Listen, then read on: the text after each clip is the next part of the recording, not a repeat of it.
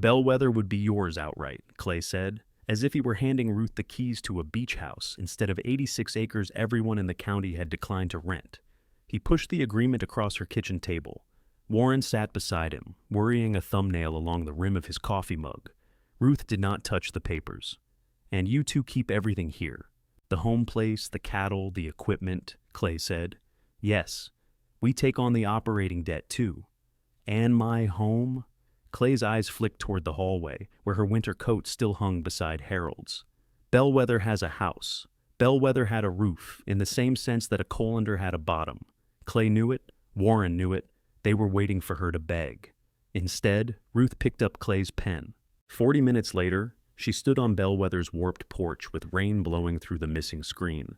She could see one collapsed barn, one leaning barn, and a field so thoroughly conquered by broom sedge that even the crows seemed discouraged.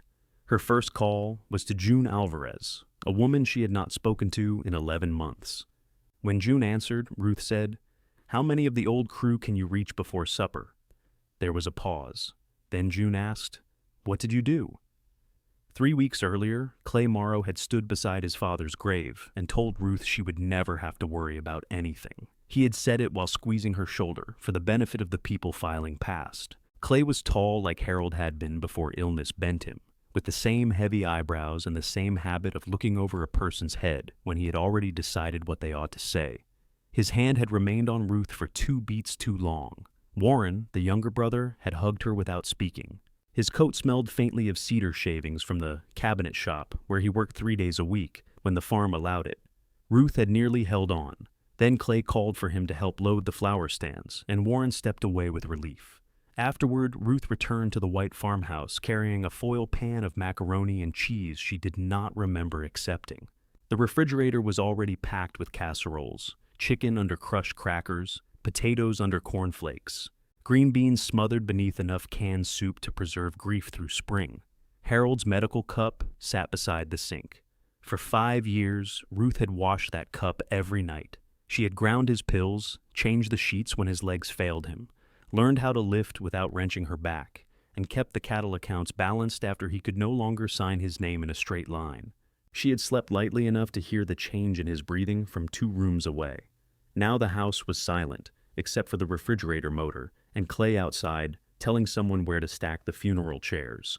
Ruth put the macaroni beside the others and washed Harold's cup one last time. The clean family meeting had been Clay's phrase. He requested it on a Monday morning, after most of the sympathy calls had stopped. "We don't want lawyers turning this into something ugly," he said over the phone. Ruth was standing at the counter, spreading peanut butter on toast because cooking for one felt unnecessarily theatrical. "Are the lawyers planning to come through a window?" "What?" "You said they might turn it ugly. I'm wondering how they're getting in." Clay released a breath through his nose. He had done that since he was 22, and certain Ruth's humor was a character defect. "Saturday, 10 o'clock. Warren and I will bring everything." Everything turned out to be a blue folder, 2 travel mugs, and an arrangement the brothers had already rehearsed. They sat at the kitchen table where Harold once sorted seed catalogs. Clay took Harold's chair. Warren noticed, Ruth could tell, but did not ask him to move. The will had left Harold's property in 3 equal shares. Equal on paper, anyway. The land, equipment, cattle, debts, and 2 houses were tangled together closely enough that dividing them would require either agreement or a long argument paid for by the estate. Clay spoke for 12 minutes about appraisals, operating continuity, tax exposure, feed contracts, and the danger of forcing a sale at the wrong time. Ruth watched Warren's thumb circle his mug. "What are you offering?" she asked. Clay opened the blue folder. Bellwether Farm lay 9 miles east, beyond the abandoned feed mill and the low bridge that flooded every 3rd spring. Harold had purchased it 14 years before from the estate of a poultry farmer. He had talked about restoring the pastures, then used the place mostly to store broken implements and fence posts he might someday need. Everyone called it Bellwether, though Ruth had never seen a sheep there. The house had been empty for 6 years. One poultry barn had lost part of its roof during a windstorm. The other had a sycamore growing against its north wall. Its fields were steep, sour, and poorly drained except in August, when they became hard enough to crack boot soles. Clay called it a clean asset. We would transfer Bellwether to you free and clear, he said, along with Dad's sedan and the household furnishings you want. The furnishings I want. Your things, obviously. Ruth glanced toward the china cabinet. The walnut shelves had been made by Warren. The dishes had belonged to Harold's first wife, Ellen, and Ruth had eaten from them for 28 years, while understanding they were never quite hers. What about the farm account? She asked. Clay's answer came half a second late. That needs to stay with the operation. My name is on it, for convenience. That was the first moment Warren looked up. Ruth folded her hands. The knuckles were enlarged from arthritis, and a faint brown burn mark crossed the heel of her left palm. She had earned it at 29, reaching past a careless trainee to shut down a hydraulic press. The trainee had later become one of the best welders on second shift. For convenience, Ruth repeated. You handled bills while Dad was sick, Clay said. Nobody's denying that. She waited. Clay mistook the silence for uncertainty and softened his voice. This gives you security without saddling you with the debt and stress here. Bellwether is completely yours. You could sell it, rent it, fix the house up the way you like, the way I like. You always said this kitchen was too dark. Warren closed his eyes briefly. Ruth had said that in 1998, before she painted it herself. And where would I live while I fixed Bellwether? She asked. We thought you could stay here through the end of the month. We, Ruth said. Clay shifted. Longer, if necessary. How much longer? Let's not make every detail adversarial. That nearly made her laugh. Clay had learned the word adversarial from a banker, and now used it whenever anyone resisted him. Warren cleared his throat. The house over there isn't as bad as it looks. Clay turned toward him. Nobody said it was. The back room is dry, Warren continued, or it was last fall. Comforting, Ruth said. A flush climbed his neck. There it was, the small opening where he could have done something. He could have said the proposal was unfair. He could have admitted they had discussed removing Ruth from the home place before Harold's funeral flowers wilted. He could have pushed the folder back toward Clay. Instead, Warren said, We can help you move. Ruth looked at him until his thumb resumed its path around the mug. She had entered their lives when Clay was 30 and Warren 26. They had not needed raising. They had needed meals during harvest, rides when their trucks failed, loans they preferred to call advances, and someone to sit beside their father through cardiology appointments. Ruth had not asked them to call her mom. She had also never imagined that, after 28 years, they would speak of moving her as though she were an appliance included in the wrong parcel. Clay turned the agreement so it faced her. You should have someone review it, he said.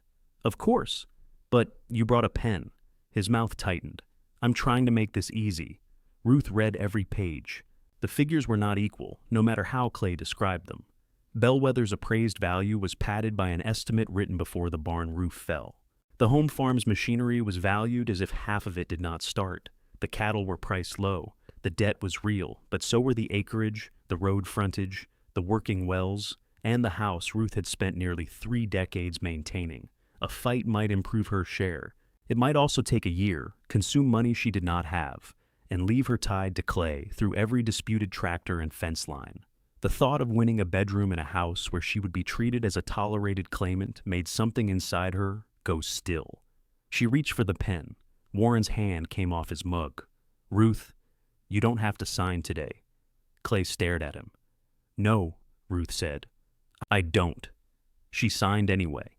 The scratching of the pen seemed indecently loud. Clay gathered the pages before the ink had fully dried.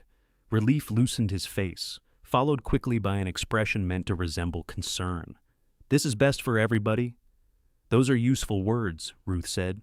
They fit any situation. He ignored that. We'll make sure you're settled. You'll bring the sedan around? Certainly. And I'll need my tools from the machine shed. Clay's concern became caution. Which tools? The ones with my initials. A lot of Dad's tools have an R scratched on them. My name begins with R. Clay. So does Rust, Warren said. Silence settled over the table. Then, against her own wishes, Ruth laughed. It was a small, dry sound, but Warren smiled into his mug. Even Clay's mouth twitched before he remembered he was conducting serious business. For one moment, they looked almost like a family. Then Clay stood and tucked the folder beneath his arm. He asked Ruth whether she would still be able to finish reconciling the feed invoices. She looked at him, waiting for the joke to reveal itself. He was serious. I'll have to see what my schedule looks like, she said. You have a schedule? I do now. She packed one suitcase before leaving. Not because she intended to sleep at Bellwether that night, but because she did not want Clay to believe the end of the month belonged to him. Into it, she placed work pants, 2 sweaters, underclothes, toiletries, Harold's old flashlight, and the red metal cash box containing her personal papers. She left the china. She left the framed wedding portrait on the bedroom dresser, though at the door she almost went back for it. Warren carried the suitcase to Harold's sedan. You could stay with me for a while, he said quietly, if the house is rough.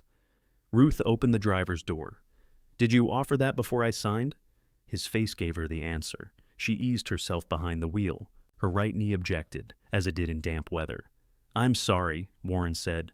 For which part? He rubbed the back of his neck. I don't know yet. That's the trouble. The drive to Bellwether took 18 minutes. Rain darkened the bare fields and silvered the county road. At the low bridge, brown water hurried beneath the concrete, carrying twigs and one white plastic bucket downstream. The Bellwether mailbox leaned toward the ditch. Ruth turned onto the gravel lane and heard weeds scrape both sides of the sedan. The place emerged slowly through the rain. First the broken spine of the collapsed barn, then the long roof of the remaining poultry house, patched in 3 colors of tin. Finally the farmhouse, gray and narrow, with a porch that dipped in the middle like a tired back. Ruth parked but left the engine running. At 75, she knew the difference between courage and shock. Courage could wait. Shock made a person walk into a rotten house alone during a storm to prove something to men who were not there. She shut off the engine, took Harold's flashlight, and tested each porch board before putting her weight down. The front door stuck, then opened with a damp groan. The house smelled of mouse droppings, cold ashes, and old wood. A brown stain spread across the parlor ceiling. The kitchen faucet coughed twice and produced a thread of orange water. In the back room, however, the floor felt solid. Warren had been right about that much. Ruth returned to the porch. Beyond the yard, broom sedge rolled over the hills in dull copper waves. The ruined place was ugly. It was also quiet in a way the home farm had never been quiet. No one was calling from the barn. No pill alarm waited in the kitchen. No man was explaining what was best for her. She took out her phone. June answered on the 5th ring over the clatter of what sounded like an impact wrench. How many of the old crew can you reach before supper? Ruth asked. What do you do? I acquired a farm. You hate farming. I hate cows. There's a difference. June shouted for someone to shut off an engine. The noise died. How bad is it? Ruth looked at the collapsed barn. Do you remember that pump shed behind the old plant? The one condemned twice? Better roof than mine. June was silent long enough that Ruth heard rain ticking against the porch railing. Then she said, Send me the address. What for? So I know where to bring coffee. And because if you climb anything before I get there, I'll break your other hip. I've never broken a hip. Then don't ruin a good record. The call ended. Ruth stood alone on the sagging porch, holding the dead phone. For the first time since Harold's breathing stopped, she could not tell whether she wanted to laugh or cry. An hour later, headlights appeared at the end of the weed-choked lane. There were 4 vehicles, not one. The first vehicle was June's red service truck, its utility bed crowded with locked steel compartments. She parked sideways across the yard and left the headlights aimed at the porch. A dark blue pickup stopped behind her, followed by an ancient Subaru and a white cargo van with green again painted on the side in peeling letters. June climbed out wearing insulated coveralls and silver hoop earrings. She was 62 now, broad through the shoulders, her black hair cut close except for one gray curl flattened against her forehead by the rain. She looked up at Ruth. You bought the house from Psycho? Norman Bates kept a nicer place. Did he have working plumbing? Intermittently. June turned and waved the others forward. Denise Carter emerged from the blue pickup, carrying an umbrella in one hand and a clipboard in the other. She had dressed for a bank meeting, not a condemned farm, in pressed trousers and low leather boots. Rain immediately blew under her umbrella and spotted her glasses. I was told there would be coffee, she said. There is coffee, June replied. Where? In my truck. That is coffee in theory. Marlene Cho stepped down from the van, zipped a yellow raincoat to her chin, and stood studying the overgrown yard as if the weeds had personally offended her. She was 68, small and wiry, with a silver braid reaching between her shoulder blades. Loretta Pike, who had driven the Subaru, took longer to get out. She unfolded herself carefully, planted a hickory cane in the mud, and glared at June. You said emergency. It might be. You also said coffee. Why is everybody stuck on the coffee? Because we drove out here in the rain on nothing but your personality. Ruth had not seen Loretta in 9 years. The woman's face had thinned and her hair was nearly white, but the voice had not aged at all. Hello, Loretta. Loretta squinted through the rain. Ruth Morrow? No, I lure elderly mechanics to deserted farms for sport. Wouldn't surprise me? Loretta climbed the porch steps, testing each one with her cane. When she reached Ruth, she pulled her into a sudden embrace that smelled of peppermint, wool, and damp leaves. Ruth's arms remained at her sides for a second too long. By the time she raised them, Loretta had already let go. Marlene came next. Her greeting was gentler, but no less direct. You look tired. You look expensive. My rates have improved. Denise stopped at the lowest step and looked toward the hole in the barn roof. Before anyone catches nostalgia, does Ruth own this place, or is this another Harold project? I own it, Ruth said. Documented?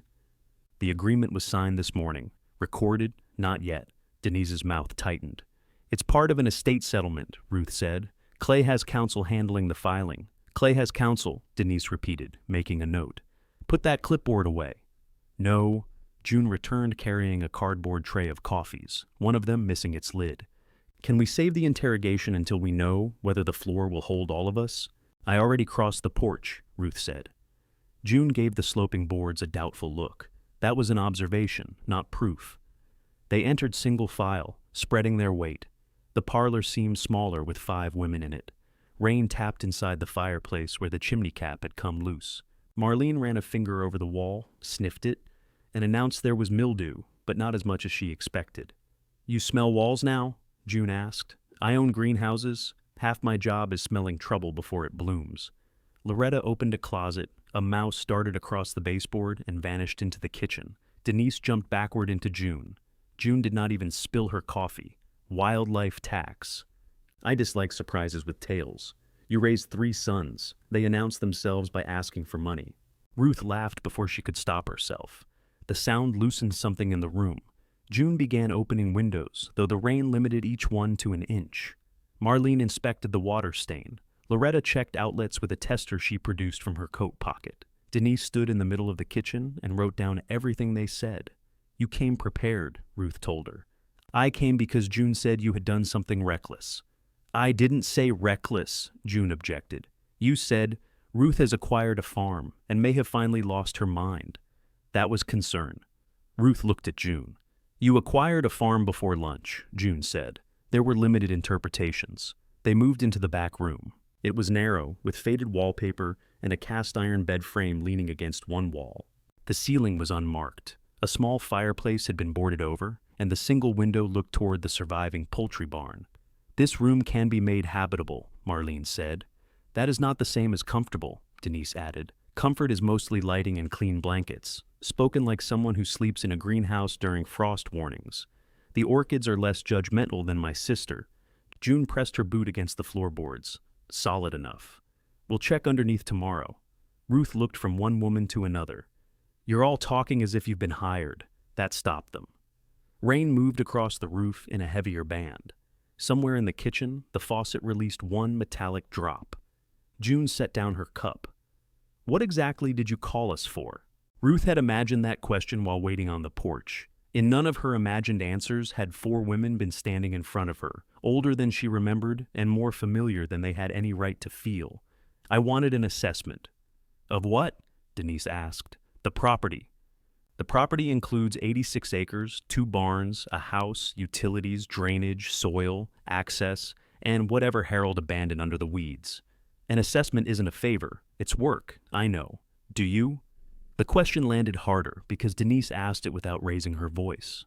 Ruth remembered her at 34, standing beside an industrial welding station, with her helmet pushed up and fury in her eyes. Denise had known the procedure, but skipped a lockout step to finish before the bell. Ruth had failed her in front of 12 other trainees. Denise had passed on her second attempt with a perfect score. She had also stopped speaking to Ruth, except when required. I know what work is, Ruth said. That wasn't what I asked. June stepped between them without visibly moving. We can look tonight, make sure Ruth doesn't sleep under anything likely to fall, and discuss rates tomorrow. I can pay, Ruth said. With what? Denise asked. Ruth met her eyes. Money, generally. Loretta coughed into one fist to cover a laugh. Denise did not smile. Then tomorrow we'll discuss how much you have, how much this place needs, and what portion of the first you are willing to turn into the second. Reasonable. That word becomes less useful every time you say it. I haven't said it before. You used to say it constantly. June picked up the coffee tray. House first. Emotional archaeology later. They divided the rooms. Loretta checked the electrical panel and found a mixture of breakers and old screw-in fuses that made her mutter language Ruth had never heard during training. Marlene photographed the ceiling stains. June crawled under the kitchen sink, came back out with rust on her sleeve, and said the supply line could be coaxed through the night but should not be trusted unattended. Denise made columns. Ruth followed them, answering questions about the well, septic tank, property boundaries, and the last time anyone had heated the house. Too often her answer was that she did not know. Harold had treated Bellwether as a place to deposit problems until he had time for them. Time had been the one resource he never considered finite. In the pantry, they found 6 empty feed sacks, a cracked crock, and jars of peaches darkened almost brown with age. Marlene held one to the window. These have become a biological weapon. Harold said canned food never spoiled, Ruth said. Harold believed many convenient things, June replied. The sentence quieted the room. June glanced at Ruth. Sorry? No, Ruth said. He did. She took the jar from Marlene and set it carefully back on the shelf. Harold had loved peaches. For the last year, even soft fruit had been difficult for him to swallow. Ruth had mashed it with a fork and fed it to him in spoonfuls while he watched weather reports with the sound off. She closed the pantry door. By 4 o'clock, the rain had eased to a mist. June insisted they inspect the remaining barn before daylight disappeared. The path was buried in wet grass. Loretta stayed at the house, claiming somebody needed to protect the coffee from mice. The others crossed the yard slowly, Marlene stopping twice to pull up weeds and examine their roots. The poultry barn was longer than it appeared from the house. Its sliding door had jammed halfway open, leaving a gap broad enough to squeeze through. June went first with a flashlight.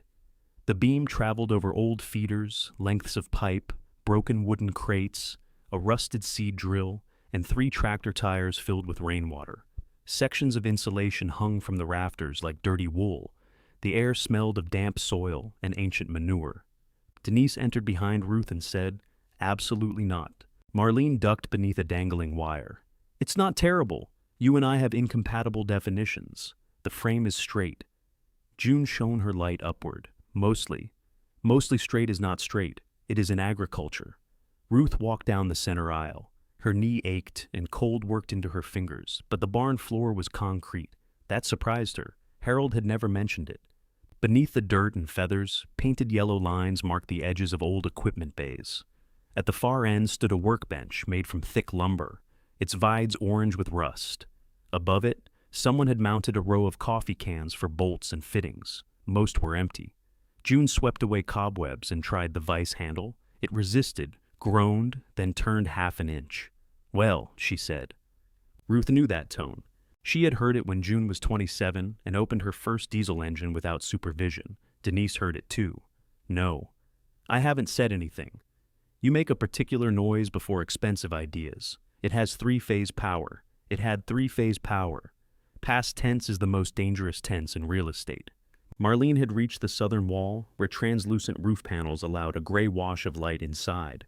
This section could hold propagation tables. "No," Denise said again. "You can't reject an idea nobody offered. I can see it approaching." Ruth rested one hand on the workbench. The wood was scarred by blades, heat, and years of careless hammering. It felt sturdy beneath the grime. "What would it take?" she asked. Denise lowered her clipboard. "To do what?" Ruth looked along the barn. She saw the rotten doors and hanging insulation. She also saw electrical drops over the old bays, a wide service entrance, and enough intact concrete to avoid pouring a new floor. "That's what I called you to tell me." June leaned against the bench. "An assessment," she says. "Yes. Not a rescue." "No, because those are different things. I taught you that." June's expression changed, just slightly. You taught me lots of things. You didn't always follow them. Outside, a loose sheet of tin lifted in the wind and slammed down again. Denise closed her folder against the damp. Before this goes any further, we need numbers. Property tax, insurance, utilities, your pension, your cash.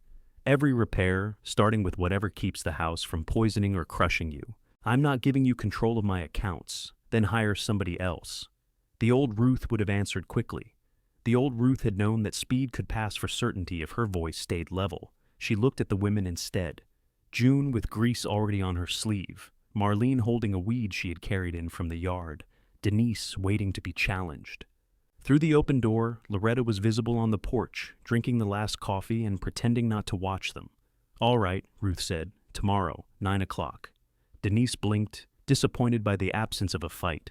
June rubbed both hands over the workbench, revealing a strip of dark, solid oak beneath the dirt. "If the frame tests sound," she said, "one bay could be made usable before the rest." "For what?" Ruth asked. "My service truck is full because my landlord keeps raising storage rent. I've been looking for somewhere to keep parts and rebuild pumps." Denise pointed at the roof. "Somewhere rain happens outdoors, presumably." "That can be arranged." Marlene glanced toward the southern panels. "Heat would be harder. Everything is harder. That doesn't mean impossible." Ruth let them argue. Their voices moved through the cold barn, practical and sharp, filling space that had been empty for years. For the first time that day, Bellwether did not look like something she had accepted because she refused to beg. It looked like a question, and every woman in the barn had already begun answering it. Question or not, nobody sleeps under that parlor ceiling, June said. She returned to the house and began issuing instructions with the confidence of someone who had never been invited to issue any. Marlene drove into town for cleaning supplies, drinking water, and plastic mattress covers. Loretta found one safe circuit in the back room and marked its outlet with blue tape. Denise called the motel near the interstate and learned it had 3 vacant rooms. Ruth objected to the last item. "I brought a suitcase." "That is luggage," Denise said. "It is not structural reinforcement. The back room is sound. The back room has no bed. It has a bed frame. By that reasoning, the kitchen has dinner because we found a plate." June opened a window and began sweeping mouse droppings into a dustpan. "Let her stay if she wants." Denise stared at her. "On 3 conditions," June continued. "We get the bed off the wall and check it, she uses my electric heater on Loretta's approved outlet, and somebody stays with her. I don't need a chaperone." "Good. Because I'm not staying to supervise you. I'm staying because I'm too tired to drive back." It was a lie, but a considerate one. By the time Marlene returned, they had carried the cast-iron bed frame into the yard and scrubbed it beneath the porch light. The old rails fit together with iron hooks, no bolts required. The mattress, discovered wrapped in plastic in an upstairs room, was declared unsuitable by all 5 women and dragged outside. Marlene produced 2 foam camping pads from her van. "Why do you keep beds in a greenhouse van?" Denise asked. "I don't keep beds, I keep solutions. You keep half your house in there. My house doesn't have a forklift." Loretta went home after making Ruth promise not to use the kitchen outlets, the bathroom light, or anything that hummed without explanation. Denise left next, carrying 3 pages of notes and a sealed trash bag containing the oldest kitchen sponges she had ever seen. Marlene stayed until the back room smelled more strongly of bleach than mice. At the door, she touched Ruth's forearm. "Call if you change your mind about the motel." "I won't. That isn't what I said." After they left, June brought in a sleeping bag, a toolbox, and a revolver in a zippered case. Ruth watched her place the case in the top drawer of a narrow dresser. "Expecting trouble?" "I drive a service truck full of tools worth more than my first house." "Your first house cost $37,000. "Exactly." They ate peanut butter crackers and canned tomato soup, heated on a camp stove on the porch. The rain had stopped, leaving the night damp and cold. From somewhere beyond the second field came the low mechanical sigh of trucks on the highway. Ruth sat wrapped in a moving blanket. June used an overturned bucket as a chair. "You could have called before signing," June said. "You would have told me not to." "Yes." "Then I saved us both time." June crushed an empty cracker sleeve between her palms. "You keep talking like you chose this place." "I did. You chose it after 2 men put it in front of you and asked how quickly you could disappear." Ruth looked toward the dark outline of the barn. "There are different kinds of choosing. That sounds like something printed on a tea bag. Your soup came from a can, and it still has more substance. Ruth smiled despite herself. June had always been able to make insolence sound like concern. She had arrived in Ruth's training room in 1987, 27 years old and furious at the world. The plant had hired 12 women under pressure from a federal contract and assigned them lockers in a converted supply closet. On June's third morning, a machinist had placed a dead rat in her toolbox. June picked it up by the tail, carried it into the foreman's office, and dropped it into his wastebasket while he was eating oatmeal. Ruth suspended her for a day. June had not forgiven that for years. "You should have suspended him," she said now, as if Ruth had spoken the memory aloud. "I did. 3 days. You never told me. You threw a rat at management. I placed it. Your placement lacked restraint." June snorted. "And there she is." "Who?" "The woman who thinks every problem can be improved by correcting the terminology." Ruth pulled the blanket tighter. "It helps." "No, it helps you." The porch light flickered once. Both women looked up. "Loretta said flickering was acceptable," Ruth said. "Loretta said no such thing. She implied it. Go inside." The back room warmed slowly. They laid the camping pads across the bed frame and put Ruth's blankets over them. June made a pallet on the floor without discussion. Ruth changed in the bathroom, using Harold's flashlight because the overhead fixture buzzed. When she returned, June had turned toward the wall to offer privacy. Harold had never done that. Even at the end, he would watch Ruth dress with the quiet proprietary interest of a man who believed admiration excused staring. She had pretended annoyance and secretly treasured it. Now she missed the soft whistle he made when she removed her blouse and hated herself for missing anything in a room this cold. She climbed onto the improvised bed. The mattress pads shifted beneath her. Wind moved along the siding. June's breathing steadied on the floor, then broke. "You awake?" June asked. "Yes." "What happened to the home place?" Ruth told her. She kept her voice even and omitted nothing. The kitchen table, the blue folder, the account Clay called a convenience, the tools, Warren's offer after the signature was dry. June did not interrupt until Ruth explained that Clay wanted her to finish reconciling the feed invoices. That man was born with gallbladder where his heart goes. His gallbladder is probably normal. Terminology, June muttered. The darkness made the next question easier. Did Harold know they would do it? Ruth stared toward the ceiling, though she could see only shadow. He knew his sons. "That wasn't my question. I don't know. Harold had promised she would be secure. He had used that exact word more than once. He had not promised the house, and Ruth had never forced him to say what security meant. During his final year, every difficult conversation had seemed cruel. There would be time when he felt stronger. There would be time after the next medication change. There would be time when his hands stopped shaking. Time had closed around them without asking permission. "No," Ruth said. "I don't know." June rolled onto her other side. "That's an expensive thing, not to know." Ruth did not sleep much. At 8:40 the next morning, Denise arrived with a calculator, a legal pad, and breakfast biscuits. Loretta came 5 minutes later carrying an electrical tester and a bag of tools. Marlene brought coffee and a potted rosemary plant. "For the kitchen," she said. "The kitchen might kill it," Ruth replied. "Then we'll learn something." They gathered in the back room because it was the only warm place. Denise sat on the bed with the calculator balanced on one knee. Ruth took the single wooden chair. June and Marlene sat cross-legged on the floor. Loretta declined to sit anywhere and leaned on her cane. "Cash available," Denise said. "Good morning to you too. We can have good mornings after we prevent bad decisions." Ruth handed her a page torn from the small ledger she kept in the red metal box. It listed her monthly pension, Social Security, savings, expected property tax, car insurance, health expenses, and the money remaining in her personal checking account. Denise read it twice.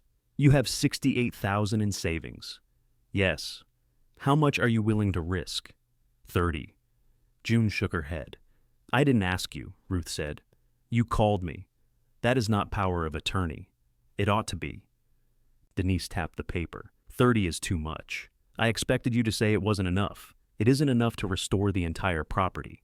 It is too much to spend without preserving the income that supports you. I have a pension. You have age." Loretta shifted her cane. "She's aware." Denise did not look away from Ruth. "A roof can take 10,000. A bad well can take more. Septic, wiring, plumbing, insurance. If you sink 30 into this place and need assisted care later, I don't need assisted care. I said later. There's always a later people can use to frighten an older woman out of doing anything now. And there's always pride people can use to disguise recklessness. June looked down at the floor. Marlene became very interested in the rosemary plant. Ruth felt heat rise under her collar. You've been waiting 30 years to speak to me this way. Denise placed the calculator beside her. No, she said. 30 years ago, you were responsible for whether I got certified. Today you called because you need something I know. If you want me to behave as though those are the same situation, I'll leave. The room went still. Ruth remembered Denise beside the welding station, face burning while the other trainees watched. Ruth had believed shame made lessons memorable. It had. She simply had not considered which lesson Denise would remember. What do you recommend? Ruth asked. Denise's expression barely changed, but her shoulders lowered. 10,000 maximum until we know what can earn money. 5 for immediate habitability and safety. 5 held for the barn, only if somebody signs a real lease. June lifted her head. I might. Might does not repair roofs. I need square footage and secure storage. My landlord raised rent again. How much do you pay? 800 for that little warehouse bay.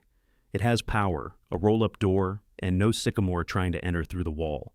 Marlene turned to Ruth. I pay 400 for greenhouse overflow during planting season. I could use outdoor space in part of the southern wall if the light is reliable. Denise began writing. Ruth watched the numbers take shape. Not salvation, not even profit yet. Small amounts with conditions attached. June would not move equipment until the barn was dry and insured.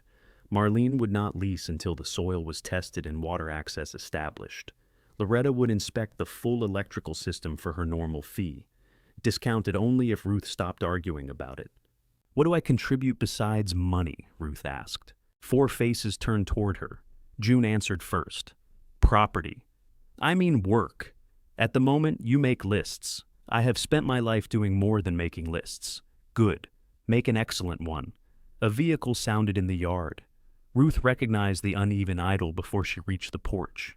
Warren's pickup stopped beside June's service truck. The bed held 6 milk crates, a portable generator, 2 tool chests, and the green metal cabinet Ruth had used in the home farm's machine shed. Warren climbed out but left the engine running. Clay, know you're here? Ruth asked.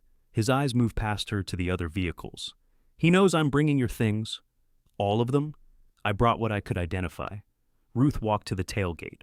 Her initials had been scratched into both tool chests. The green cabinet still bore a strip of masking tape, on which she had written hydraulics in black marker 15 years earlier.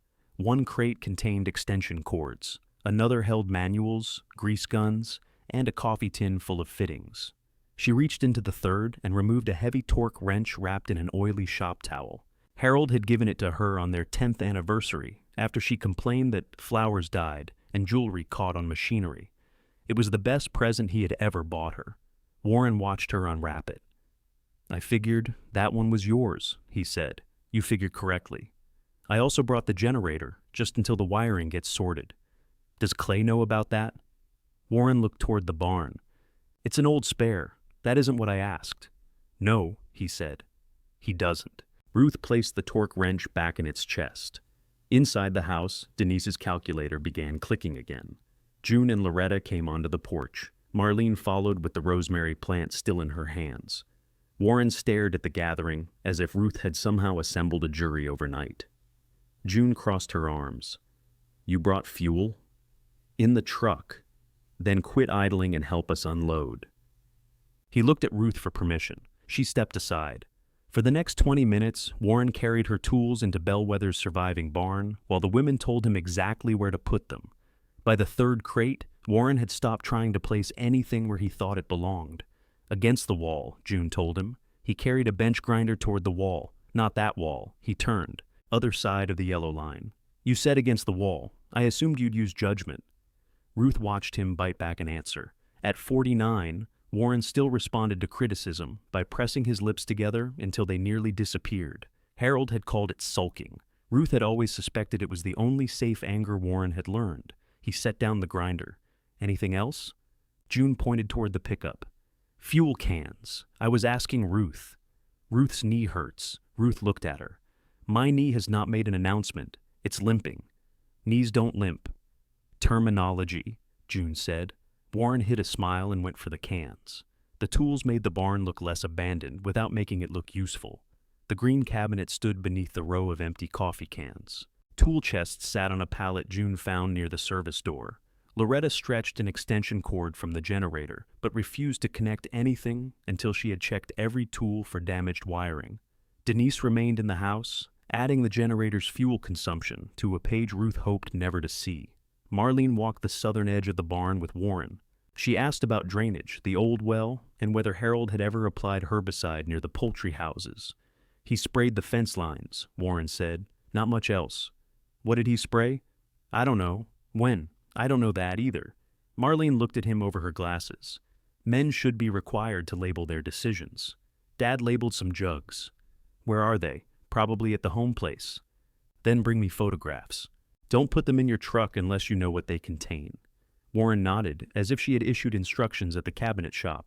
Ruth opened the green cabinet. The shelves held her hydraulic gauges, seal kits, hose clamps, and the hand pump she used for testing pressure. Empty spaces showed where larger tools had been removed. My impact gun isn't here. Warren glanced toward the cabinet. Clay uses it. It's mine. I can ask. Ruth closed the door. Don't ask. Bring it. His face tightened. That's easy for you to say. Yes, she said. It is. June's flashlight beam moved across the rafters. Loretta pretended to be absorbed in the generator. Marlene stepped outside with a soil bag. None of them rescued Warren from the conversation. He rubbed both hands down the front of his jacket. Clay thinks I'm taking sides. You are. I'm trying not to. That is a side too. Warren looked at her then, and for an instant Ruth saw something harder than shame. You signed. I did. He told you to have someone review it. He brought it expecting my signature. But he didn't force your hand? No. Ruth kept her voice level. He counted on knowing me. Warren turned away. The hurt in his posture almost made her call him back. Almost. For years she had softened Harold's words for his sons and his sons' failures for Harold. She had translated anger into fatigue, selfishness into stress, and silence into love until nobody had to say what they meant. June climbed down from the low platform she had been using to inspect a beam. Frame looks better than the roof. I want a professional opinion before equipment comes in. Agreed, Ruth said. Warren faced them again. Cal Baines does farm roofing. He owes Clay money, Ruth replied. That doesn't mean he's bad. It means I'd spend the whole estimate wondering who he was working for. He's not like that. Then he won't mind losing one estimate. Warren shoved his hands into his pockets. Who are you going to call? June named a contractor from the next county. Warren gave a reluctant nod. Fair, he said. It surprised Ruth enough that she studied him. He was not Clay. That did not make him brave, but it did mean cowardice cost him something. He followed her onto the porch when the unloading was finished. I need the keys to the house, he said. She knew which house he meant. Clay sent you? He's having the locks serviced. Serviced? Changed, Warren admitted. Ruth reached into her handbag. The keyring held 2 brass house keys, a shed key, and a small silver tag stamped Morrow Farm. She had carried it for 28 years. She removed the sedan key and Bellwether's newer key. Warren held out his palm. Ruth placed the others in it. The metal clicked softly. There, she said. Now nobody has to worry. I'll sneak into my own kitchen. His hand closed. It wasn't my idea. No. You're just the delivery service. He flinched. Ruth wished the sentence back. Not because it was untrue, but because truth used carelessly was one of the habits she disliked most in Clay. Warren, he waited. Thank you for bringing my things. The words did not mend anything. They did, however, keep the crack from widening. He nodded and walked to his pickup. At the driver's door, he stopped. The feed invoices are due Monday. Clay doesn't know which credits apply to which account. That sounds inconvenient. He thinks you have the vendor notes.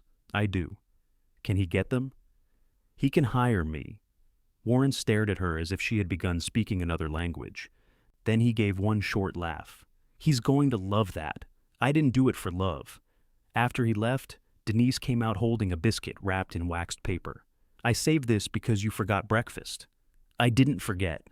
You postponed it indefinitely. Ruth accepted the biscuit. It had gone cold and slightly greasy. She ate every bite while Denise explained the proposed spending limit. They would pay first for a roof inspection, water testing, a septic evaluation, and materials to close the broken windows.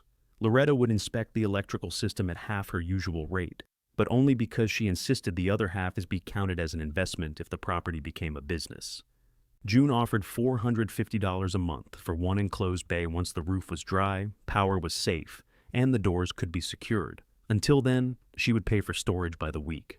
Marlene wanted soil results before discussing acreage. What about labor? Ruth asked. Tracked, Denise said, every hour. Even mine, especially yours. I own the place. You're 75. That does not make your time free. Ruth folded the spending plan and slipped it into her coat pocket. You've become pushy. I had an excellent instructor. The corner of Denise's mouth moved, but not enough to become a smile. The roof contractor arrived that afternoon. He was a square man named Amos Reed, who wore white rubber boots and spoke to June until she redirected every question toward Ruth. He refused to climb while the metal remained wet. From the ground and inside the barn, he estimated that the southern half could be patched, but several sheets on the north side needed replacement. How much? Ruth asked. He rubbed his beard. Depends what I find under them. I'm not paying by the mystery. That earned his first direct look. I'll give you a price after I walk it tomorrow. Written? Yes, ma'am. Don't ma'am me to make the number sweeter. Amos glanced at June. She always like this? Worse when she likes you. By late afternoon, Loretta had marked 12 unsafe outlets with red tape and 4 usable ones with blue. She found a sound line running to the barn's old office, a cramped room near the service door with a glass window overlooking the equipment bays. June stood inside it, imagining shelves. Ruth could tell by the way she measured the walls with her eyes. My parts bins would fit there, June said. Once the roof is repaired, Denise called from the aisle. Yes, Mother, I'm younger than you. Then stop dressing like the executor of my estate. Denise lifted her clipboard. Would the executor remember insurance? June's smile faded. I'll call my agent, before one wrench stays overnight. Yes, Mother. That evening everyone left except Ruth, June argued, but Ruth won by pointing out that the room was dry, the heater worked, and the revolver belonged to June, not her. June finally drove away after placing a crowbar beside the bed and making Ruth promise to call before investigating any sound larger than a mouse. Silence entered with the dark. Ruth heated soup on the porch again, carried it inside, and sat on the edge of the makeshift bed. Her suitcase remained open on the floor. Harold's flashlight lay on the dresser. The rosemary plant stood in the kitchen where Marlene had left it, absurdly green against the stained wall. Her phone rang at 7:14. Clay. Ruth let it ring 4 times. What are you doing at Bellwether? He asked without greeting. Eating soup. Warren said there were trucks everywhere. 4 trucks do not constitute everywhere. What are those women doing? Ruth looked toward the dark window. At the moment, I imagine they're at home. You know what I mean. Yes. Are you hiring people before the transfer is recorded? They assess the property. Who's paying for that? I am. With what money? The question carried such effortless entitlement that Ruth lowered the spoon. My money. I'm only asking because Bellwether could swallow cash. Dad knew that. It's why he never put more into it. Harold had put money into every machine he hoped to repair someday. He had put money into cattle after 2 poor seasons because selling felt like admitting defeat. He had put money into Clay's plans so often that neither man remembered which ideas were loans. The property is mine to mismanage, she said. That's not what I'm worried about. What are you worried about? Clay hesitated, and Ruth heard the faint rustle of paper. The feed invoices? There it was. You still have the account notes, he continued. Warren said you admitted it.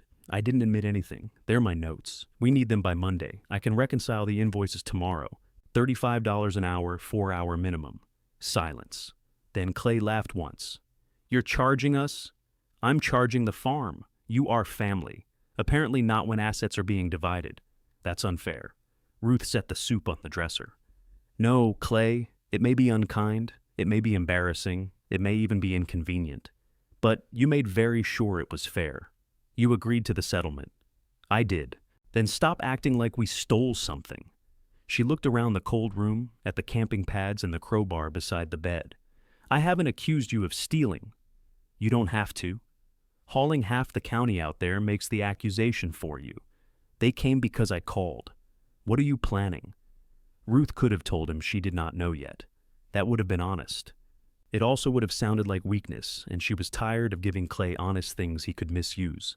I'll email the reconciled invoices after payment, she said. She ended the call. Her hands shook afterward, not from fear exactly, and not from triumph. Anger had weighted her age. It settled in the muscles and stayed there. She picked up the soup, finished it cold, and washed the bowl using bottled water. Before bed, she went to the porch. Across the yard, moonlight caught the barn's patched roof. One section shone silver. Another looked black and broken. Inside that darkness were her tools, 6 crates Warren had carried, and an office June had already begun to claim in her mind. Ruth locked the door. At 9 the next morning, Amos Reed walked the roof. By noon, he handed Ruth a written estimate that was painful, but possible. At 12:15, June signed a conditional lease for 1 bay. Denise made them both initial every page. Denise had written the lease to protect June from Ruth, Ruth from June, and both of them from optimism. The first payment would not come due until Amos certified the repaired section watertight. June would occupy 1 equipment bay and the former office, provide her own locks, carry liability insurance, and pay separately for electricity once Loretta installed a meter. Any improvements June made would be listed as either rent credit or property improvement, never described as helping out. We know each other, June complained. That is why the agreement needs detail, Denise said. Ruth turned to the last page. 6 months? You want longer? I want a tenant who doesn't leave the minute she finds a prettier barn. June looked around at the stained concrete and hanging insulation. That possibility is keeping me awake. 6 months, Denise said. Then renewal. Neither one of you gets to confuse loyalty with a business model. They signed. Amos arrived with 2 workers before 7 the next morning. His truck sank to its axle in the soft strip beside the barn, and June pulled it free while Ruth stood on the porch drinking coffee. Amos emerged from the cab with mud up both white boots and a look of profound betrayal. You told me the yard was firm, he said. I told you the concrete was firm. The concrete is inside. You found it then. The roof work began with scraping, hammering, and a radio playing country songs beneath sheets of metal. Ruth tried to remain out of the way. She lasted 23 minutes. By 8, she had begun sorting the contents of the first equipment bay. Broken feeders went into a scrap pile. Usable pipe was stacked by length. Rusted bolts went into buckets because Harold had taught her never to discard hardware until it failed in a specific task.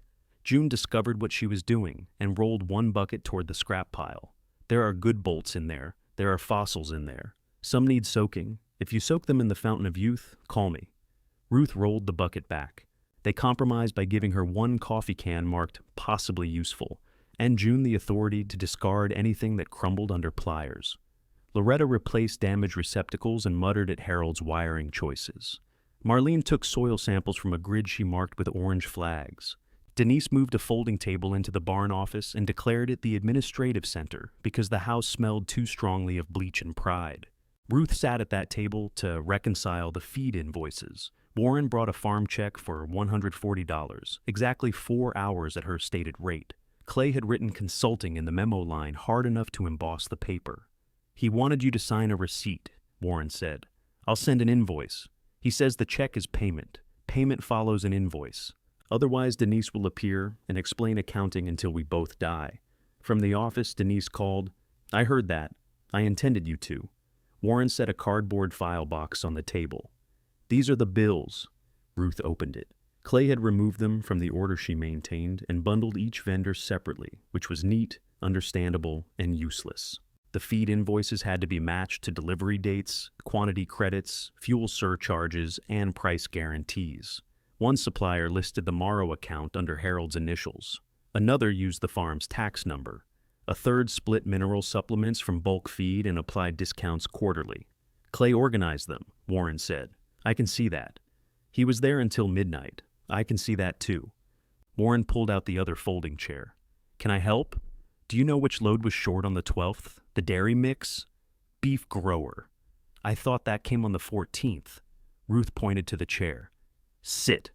They worked while hammer blows traveled through the wall. Warren found delivery slips and read numbers aloud. Ruth entered amounts into a ledger, matched credits, and circled two charges that appeared twice. At 10:30, she found a seasonal price protection Harold had arranged the previous spring and Clay had overlooked. Applying it reduced the balance by $1,840. Warren leaned closer. That can't be right. It can. The rep told Clay the old pricing expired. The rep is new. How do you know? The old one retired in August. He sent me a card. She pulled a vendor note from her red cash box. The account terms were written in her own narrow handwriting, followed by the retired representative's personal number. Warren stared at it. Dad never mentioned that. Your father didn't handle the feed billing after his tremor worsened. I know you helped. Ruth set down her pen. Helped. I didn't mean it that way, he said. Yes, you did. You just didn't know what the word contained. He rubbed the cardboard edge of the file box. Clay thinks you're making this difficult because you're angry. I am angry. That doesn't mean you're wrong. It was the closest Warren had come to saying Clay was. Ruth turned the ledger around. Copy these notes. The account code goes on every order, or you'll lose the price protection. The quarterly credit must be requested. They will not volunteer it. You could email it. You're sitting here. He copied every line. When they finished, Ruth gave him the completed file and emailed an invoice for 4 hours, a credit summary, and a 1-page procedure for future reconciliation. She did not work past what Clay had paid for, though the unfinished pile tugged at her. Warren loaded the box into his pickup. At the barn, he stopped beside the warped office door. This needs to be rehung. June knows. I could do it? Are you offering carpentry or penance? His face reddened. Does it matter? Yes. He examined the door rather than her. Carpentry, I guess. Your rate? I don't want money. Then you want something else. I want to fix the door. Ruth nearly refused. Denise had spent 2 days insisting that unpriced labor became invisible labor, and invisible labor became resentment. But Warren was not one of her trainees or tenants. He was a man standing in the doorway of a place his family had discarded, asking for a task small enough to complete. Bring hinges tomorrow, she said. Keep your hours. For what? So neither of us lies later about what it cost. He nodded. The roof consumed 4 days. Amos found one rotten purlin beneath the north edge and charged exactly the amount listed for unforeseen framing repair in his estimate. Ruth disliked the cost, but liked him for not acting apologetic about it. While the metal was open, cold air moved through the barn and carried away years of stale odor. Marlene swept. June removed the old feeders with a cutting torch. Ruth cataloged tools at the folding table until sitting made her hips ache, then stood until her knee complained. Nobody allowed her on a ladder. She resented them collectively. At lunch on the 3rd day, she carried a short stepladder from the house while everyone else ate sandwiches near June's truck. She placed it beneath the office window and climbed 2 steps to remove a bent curtain rod. June appeared behind her before she touched it. Down. I am 3 feet off the ground. You are 75 years off the ground. That sentence has no mechanical meaning. It has medical meaning. I trained you to assess actual risk. I'm looking at it. Ruth reached for the curtain rod. June put one hand on the ladder and called, Denise. Ruth came down immediately. There is no reason to escalate. Denise approached, holding half a ham sandwich. What is she doing? Testing whether gravity honors seniority. I was removing a rod. Denise looked at the window. Why? It's bent. Is it stopping us from earning money? No. Then it is not today's problem. Ruth folded the ladder and carried it back to the house. Behind her, Loretta said, Now you know why she failed us on safety. Denise answered. She never climbed her own rules before. On Friday afternoon, Amos ran a hose over the new seams. No water appeared inside. June photographed the dry concrete beneath them, as if documenting a rare animal. Her service truck backed into the bay an hour later. The red vehicle filled the space, surrounded by stacks of parts bins, a rolling toolbox, 2 hydraulic pumps awaiting rebuild, and a compressor June had bought used. The compressor looked old enough to have voted in several elections, but started on the first try. June stood in the aisle listening to it build pressure. Ruth watched her face. Too much echo, June said. You're smiling. I am diagnosing acoustics. You have an acoustical smile. June shut off the compressor. The sudden quiet felt expectant. Marlene came through the service door carrying 4 soil bags. The eastern field is acidic, compacted, and offended by its own existence. Can it grow anything? Ruth asked. Broom sedge, clearly. With lime and organic matter, maybe herbs. The southern strip is better. How much better? Better enough to discuss after the water test. Denise appeared with a printed certificate of insurance from June's agent. No work for customers until the lease begins Monday. June groaned. I have a pump rebuild due Tuesday. Bring it Monday. It's Friday. Congratulations on learning the calendar. Ruth looked around the bay. The roof was dry. The outlets along the office wall bore Loretta's blue tape. The service door had a temporary lock, and Warren's newly hung office door swung without scraping. Start the lease today, she said. Denise shook her head. The agreement specifies Monday. Amended. Why? Because the conditions are satisfied. Denise studied her. And because you want to see something repaired here. That too. June looked away, but not before Ruth caught the expression on her face. Denise took out her pen. Both of you initialed the change. The first customer arrived before they finished. A battered green pickup came up the lane, trailing a flatbed with a hydraulic wood splitter chained to it. The driver, Naomi Dent, climbed out wearing muddy boots and a canvas coat. She was in her late 50s and spoke to June through the open bay door. You said you found a shop. I found a roof. Naomi looked at Ruth. You the landlord? For the moment. June says you trained her. That depends on whether she fixed your splitter properly. She hasn't touched it yet. Then I deny everything. Naomi grinned and backed the trailer inside. June inspected the leaking cylinder while Ruth stood near the office. She asked precise questions, wiped the rod clean, and traced the leak to a damaged seal and a scored gland. Her hands moved with the same confidence Ruth remembered from the plant, though the hands themselves had changed. The knuckles were larger. A pale scar crossed one thumb. How much? Naomi asked. June named a price. Denise, standing behind her, made a small choking sound. Naomi accepted and left the splitter. When her truck disappeared down the lane, Denise opened June's parts catalog. You quoted less than the seal kit and machine work. The kit isn't that much. It became that much in September. June looked. The price on the page wiped the satisfaction from her face. Shipping too, Denise said. Unless you're planning to walk to Ohio. June muttered something. What? Ruth asked. I said the first job in the new shop is going to lose money. Ruth walked to the splitter. A line of hydraulic fluid shone beneath the cylinder. The barn had a tenant, a customer, a dry roof, and its first mistake. Then we'd better learn something expensive, she said. The lesson cost June $86.40, not counting her labor. Denise wrote the figure in red at the top of a new estimate form and pinned it to the office wall. Must you display it? June asked. Yes. It's one mistake. It's the first mistake. That makes it foundational. Ruth stood at the workbench cleaning the splitter's cylinder gland with a brass brush. She's right. You once estimated a clutch replacement without pricing the bearing. I was 31. And did anybody hang it on the wall? My supervisor mentioned it at every Christmas party until he died. June looked at Denise. At least use black ink. No. They repaired the splitter without shortcuts. June ordered the correct seal kit, paid for priority shipping, and sent the scored gland to a machine shop in town. Ruth made a parts sheet that listed every fitting removed and returned. Denise added a line for waste disposal and another for diagnostic time. When Naomi came to collect the splitter, June explained the quoting error before handing her the invoice. You're charging what you said? Naomi asked. Yes. Even though it cost more? That was my mistake. Naomi examined the repaired cylinder, ran the splitter through 2 cycles, and listened for the relief valve. You use the good seals? I'm losing money, not my religion.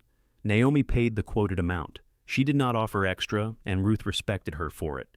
A business could not depend on customers volunteering to correct its arithmetic. Before leaving, Naomi pointed toward the office wall. I've got a post driver leaking worse than this. You want me to wait until you learn how to charge? Bring it Thursday, Denise said. June glared at her. What? Denise asked. I'll calculate the estimate. By the end of the week, the red figure on the wall had acquired company. A rebuilt irrigation pump produced a small profit. A tractor starter produced a larger one after June discovered it needed cleaning rather than replacement. Naomi's post driver waited in the second bay, leaving a dark crescent of oil on the concrete. None of the work belonged to Ruth. That distinction bothered her more than she expected. The building was hers. The schedule was hers. Because June kept agreeing to jobs without writing down when customers planned to arrive. Ruth opened the barn at 7, received deliveries, kept the coffee cans full of sorted fittings, and called customers when parts came in. Still, when an engine started or a cylinder held pressure, the satisfaction stopped just short of her. On Thursday, June found her disassembling a hydraulic coupler at the workbench. "Whose is that?" "Naomi's." "I was handling it." "You were 20 minutes late. I had a road call, and I had a leaking coupler." June placed both palms on the bench. "We need rules. We have a lease thick enough to stop a bullet. About customer work. You don't touch it unless we agree." Ruth held up the worn O-ring she had removed. "Diagnosis complete. That's not the point. You think I've forgotten how. I think if you cut your hand, my insurance agent will eat me alive. I'm the landlord. You are standing inside my leased bay." Ruth looked down. Her boots were 6 inches over the yellow line. She stepped back. June's irritation did not soften. "I'm serious. So am I." "Then act like it." The words stung because they were Ruth's. She had spoken them to trainees who treated procedures as insults to their competence. She set the coupler on a clean rag. "I should have asked." June blinked. "Don't look so shocked. It cheapens the apology." "I was enjoying it. I can take it back." "No." June picked up the coupler. "You can work on jobs if we assign the work and track your hours. I don't need wages from your business. Then you don't work in my bay." Ruth disliked the choice. She disliked more that June was correct.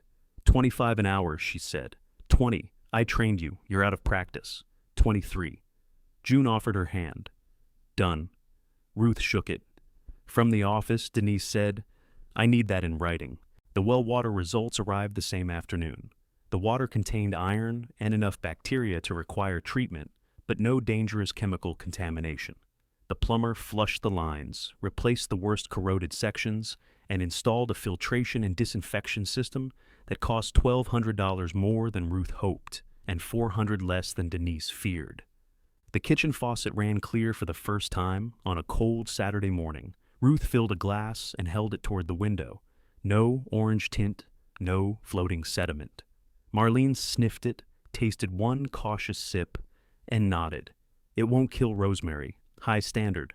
My rosemary has survived 2 marriages and a furnace failure." With usable water and the back room warm, Ruth stopped referring to her stay as temporary. She unpacked the suitcase. Her sweaters went into the dresser drawer where June had stored the revolver that first night. Ruth hung her work pants in the closet and placed Harold's flashlight beside the bed. She drove to the home place once while Clay and Warren were away. The change lock stopped her before she reached for the key she no longer carried. She stood on the porch looking through the glass at the dark kitchen. Clay had left a stack of mail on the table. Harold's chair remained pulled slightly away from it. The wedding portrait was still upstairs, but asking for it would mean calling. Ruth told herself she had come for winter coats and drove away without them. At Bellwether, Warren was building shelves in June's office. He had kept his hours on a scrap of cardboard, exactly as Ruth required. "You're back early," he said. "From where?" He glanced at her empty hands. "Clay said you might stop by, so he knew.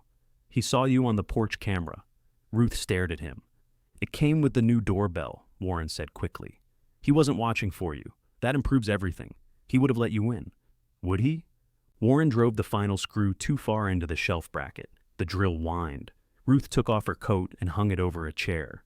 "I left a framed photograph in the bedroom." "I'll bring it. I can retrieve my own property." "I know." "Do you?" The drill lowered. Warren had spent 3 mornings at Bellwether. He repaired the office door, built shelves from lumber left at his shop, and braced the service door without being asked. He accepted coffee but refused payment. Denise tracked every hour anyway. "I don't know how to do this," he said. Ruth looked at the crooked screw. "Cabinet making?" "You know what I mean." "Yes." He sat on the edge of the workbench. Sawdust clung to the knees of his jeans. "Clay thinks I'm helping you make him look bad. Clay is managing that without assistance. He says you charge us after taking the easier property." Ruth removed her coat from the chair and folded it over one arm. "Do you think Bellwether was the easier property?" "No." "Did you tell him?" Warren looked at the floor. Then finish the shelf, she said. He did. The impact gun appeared Monday morning. It sat on the farmhouse porch wrapped in an old feed sack with no note. Ruth knew Warren had brought it, but when she checked the handle, fresh scratches marked the plastic housing. Clay had used it until he decided it was no longer worth arguing over. Ruth carried it to the barn and added it to her inventory. June tested it, changed a cracked air fitting, and wrote Ruth in silver paint across the case. Subtle, Ruth said. People overlook scratches. Near noon, a feed company driver pulled into Bellwether with an empty trailer. Pete Sorrell had delivered to the Morrow farm for almost 20 years. He climbed down holding his phone. Sorry to bother you, he said. Clay, order for today or tomorrow. You'll need to ask Clay. He said the standing schedule was fine, but there ain't a standing schedule this month. Ruth knew that. Winter orders changed with herd condition, pasture quality, and what remained in the bins. Harold had decided each load after Ruth gave him the numbers. Later, Ruth had made the decisions and let Harold announce them. Call Clay, she repeated. Already did. Voicemail, then leave a message. Pete shifted his cap. If I don't load by 2, he won't get it until Thursday. That sounds like information Clay needs. You know what he usually takes. Ruth did know. She could estimate the load within 5 tons from memory. She also knew that if she answered, the order would become hers again, without anyone admitting it. I no longer work for Morrow Farm unless I'm hired, she said. Pete looked embarrassed. Didn't mean anything, I know. He climbed back into his truck and drove away. Clay called 7 minutes later. You sent Pete away? He was already in a vehicle. Don't do that. Do what? You know we need feed. I know you need to order it. He called you because he trusts you. No, he called because he's accustomed to me. There's a difference? Yes. Clay went quiet. Ruth stood inside the barn office. Through the glass, June worked on Naomi's post driver, while Denise checked a catalog. Marlene had set a row of soil trays along the southern wall to test drainage amendments. Warren's new shelves held labeled parts bins. Everyone level. I don't have time for these games, Clay said. Neither do I. Then tell me what to order. $35 an hour, 4-hour minimum. For one answer? You're not paying for the answer. You're paying for knowing which question comes next. Clay made a sound like something tearing. This bitterness isn't like you.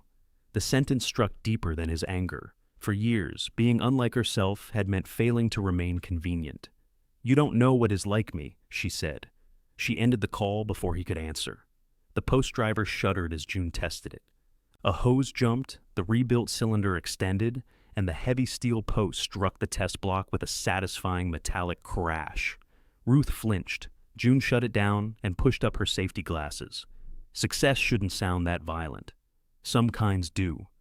A black pickup turned into the lane. Ruth recognized Clay's truck.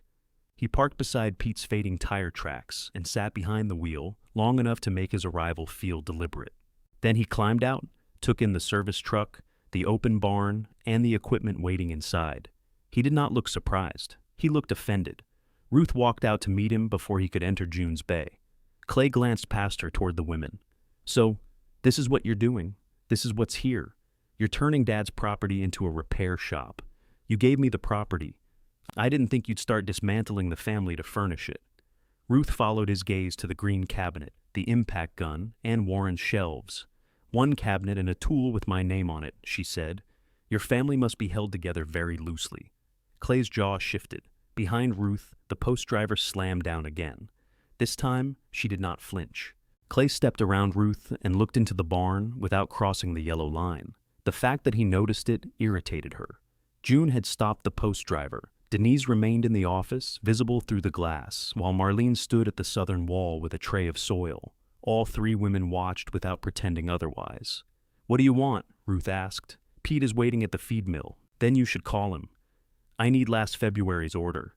You need this February's order. The herd is the same size. The pasture wasn't this poor last winter, and you sold 6 feeders in October. Clay's face shifted with the instinctive relief of a man receiving the answer he wanted. Ruth saw it happen. No, she said. No what? That was not an order recommendation. That was me explaining why last year's numbers won't help you. For God's sake, Ruth, hire a feed manager, hire a bookkeeper, hire me.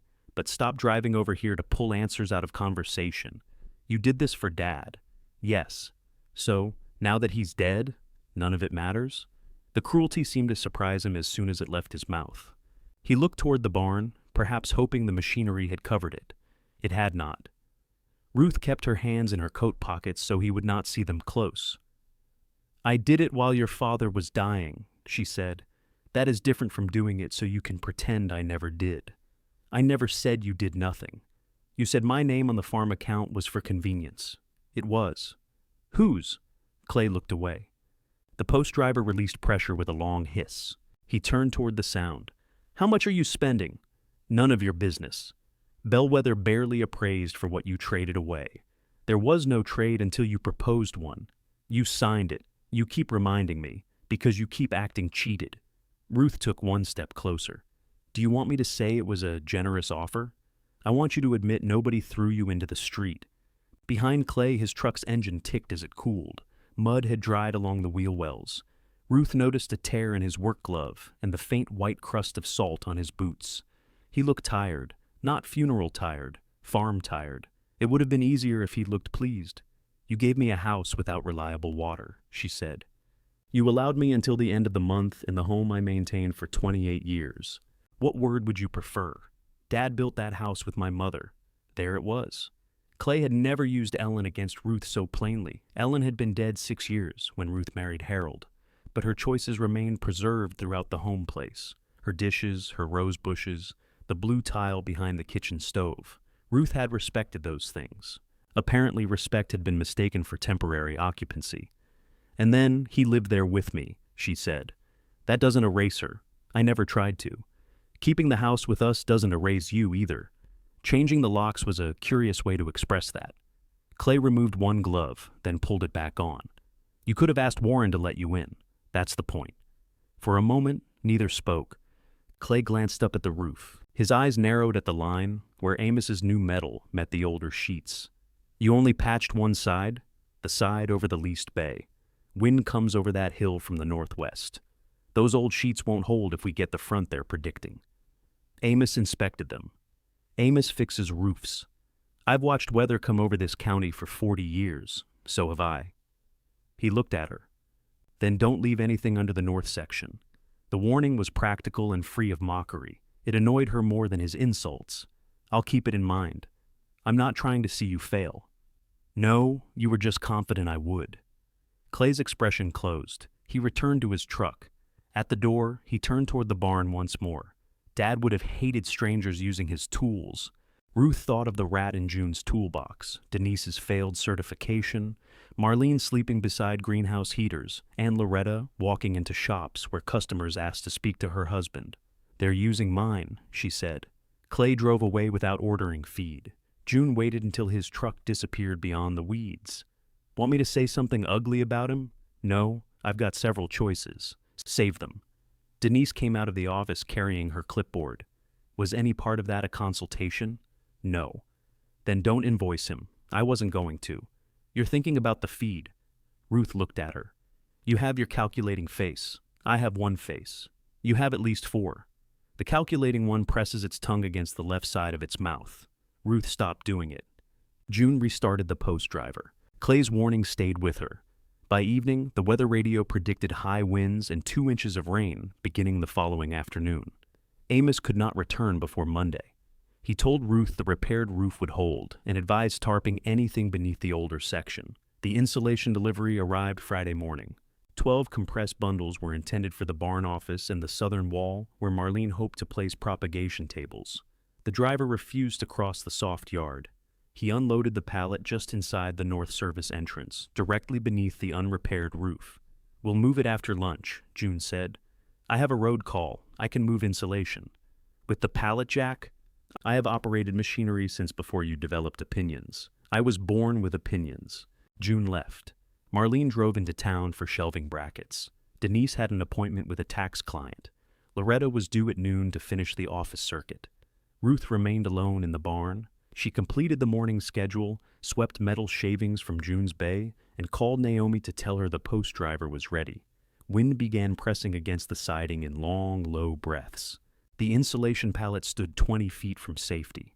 Ruth found the pallet jack behind the green cabinet. Its fork slid easily beneath the load. She pumped the handle until the bundles lifted clear of the floor, then pulled. The pallet moved 6 inches. She adjusted her grip and pulled again. The small steel wheels crossed the first seam in the concrete. At the second, one wheel dropped into a chip depression and stopped. Ruth leaned back. The pallet did not move. She knew better than to jerk it. She also knew Loretta would arrive soon, see the load, and move it without drama. Ruth could wait. A gust rattled the old roof. Dust drifted down onto the plastic wrapping. She pulled harder. The wheel jumped free. The handle snapped toward her, catching her high on the thigh. Ruth stumbled backward into June's compressor. Her hip struck the metal tank, and the room flashed white around the edges. She did not fall. She clung to the compressor cage until the pain sharpened enough to breathe through. When the dizziness passed, she lowered herself onto an overturned crate. Loretta found her there 12 minutes later. What happened? Nothing. Loretta looked at the pallet jack, the crooked load, and Ruth's hand gripping her thigh. Then, nothing has left a mark. I bumped the compressor. Did the compressor leap at you? I was moving the pallet. Alone? Ruth reached for the crate beside her and stood. Her leg held, though pain spread down toward the knee. Loretta blocked the aisle with her cane. Sit. I'm fine. Sit before I call June. The threat worked. Loretta examined the bruise without touching it, asked whether Ruth had struck her head, and made her follow one finger with both eyes. Then she called June anyway. Ruth heard June's voice through the phone from 6 feet away. What did she move? The insulation? Why? Because it was there. I'm coming. She'll object. She can file a complaint.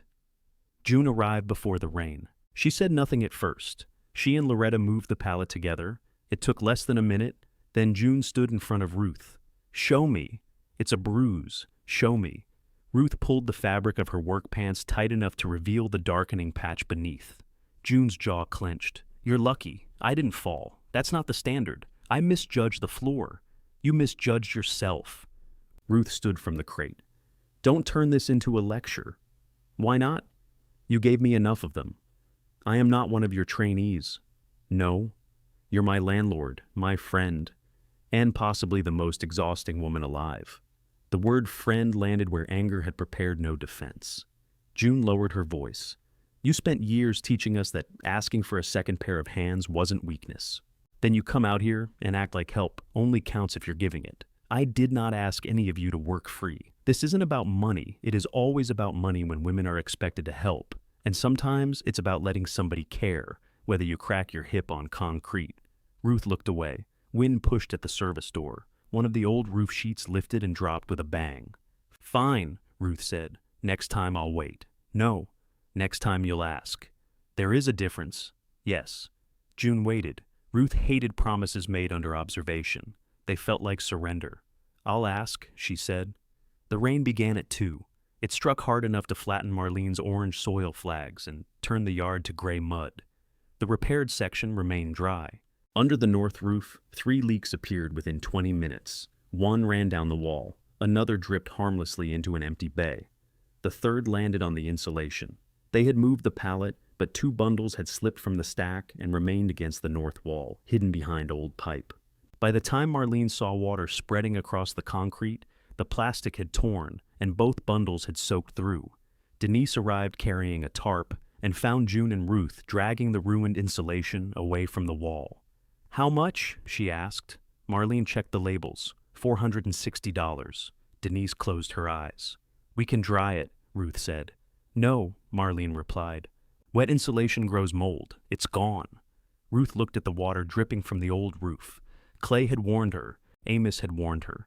June had told her they would move everything after lunch, and Ruth had tried to do it alone, because waiting felt too much like helplessness.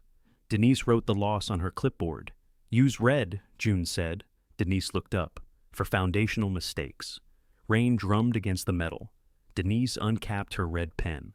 Who made this one? Ruth expected accusation. Instead, the women looked at one another. June had left the load in the wrong place. Ruth had moved only what she could see. Marlene had ordered before storage was ready. Denise had approved the purchase. All of us, Ruth said. Denise wrote the figure once. Then they set buckets under the leaks and went back to work. The buckets remained for 6 days. Each leak had its own rhythm. One tapped steadily near the wall. One waited until a gust drove rain beneath the seam, then released a cupful at once. The third landed off-center and produced a hollow metallic plink that followed Ruth into her sleep. Amos returned Monday, climbed the north section, and came down with photographs of loosened fasteners and 2 split sheets. "I can patch it," he said, "but if you plan to use that half, replace it now." "How much?" He named a figure that made the bruise on Ruth's thigh throb. Denise stood beside her with the spending plan. "Patch. Replacement is cheaper than 2 repairs," Ruth said. "Only if we have the money. We have it, you have it, the project does not." June wiped rain from her forehead. "My parts storage is dry. I don't need the north side yet. Marlene does." Marlene shook her head. "Not before spring. I can start propagation in my own greenhouse." Ruth looked toward the ruined insulation stacked outside beneath a tarp. "We're losing time. We're preserving cash," Denise said. "Cash does nothing sitting in an account. It keeps you from eating tomato soup on a porch when you're 80. Ruth felt all the irritation of the past week gather around one target. "You do enjoy telling me how old I am." Denise closed the folder. "And you enjoy pretending that not mentioning it makes you younger. I have managed money longer than you've known what a ledger is. Then manage it." Ruth heard the change in the barn before she understood it. June stopped sorting sockets. Amos found sudden interest in his boots. Marlene folded the tarp with unnecessary care. Denise's face had gone still. Ruth knew that stillness. She had seen it across a training room 30 years earlier, after announcing that anyone careless enough to skip a lockout did not deserve to touch a machine. Denise had stood in front of the others, her failed evaluation in Ruth's hand, and refused to cry.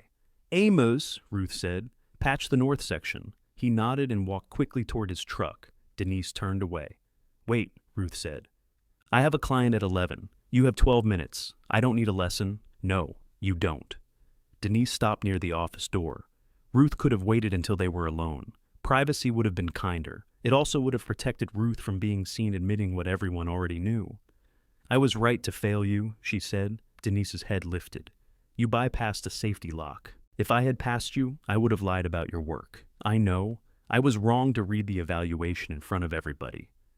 June leaned one hip against the workbench. Marlene went on, folding the same corner of tarp. Ruth continued. "I thought embarrassment made a correction stay with a person." "It does." "Yes." Ruth swallowed. "It also makes the embarrassment stay." Denise held the folder against her chest. "You told me a woman in that plant couldn't afford to be careless. She couldn't. You said if I made one mistake, every man on the floor would use it against all of us. They would have. You made sure I understood that their opinion mattered more than my dignity." Ruth did not defend herself. The absence of defense felt physical, like stepping onto a stair that was not there. "I'm sorry," she said. Rainwater slid from the gutter and struck the mud outside.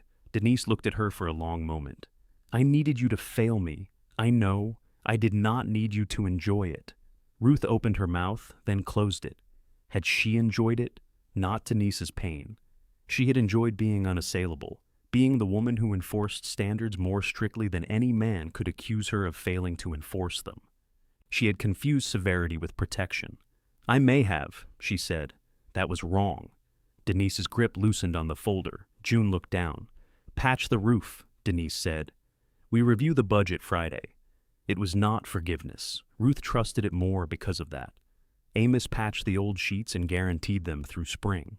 They replaced the ruined insulation from the business account after June deposited her second month's rent early, and Marlene paid a refundable reservation fee for the southern section. Denise recorded both transactions and refused to call either woman generous. "Generosity is unstable income," she said. "Contracts are better." The post driver led to a mower lift.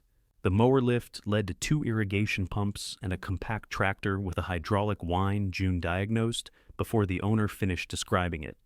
Bellwether did not become busy all at once. It became busy in inconvenient clusters. 3 customers arrived at 9 on the same Tuesday. A freight truck delivered fittings on Wednesday without calling first. June agreed to rebuild a steering cylinder by Friday, forgetting that Loretta would have the power off Thursday to install the submeter. Ruth began keeping a whiteboard outside the office.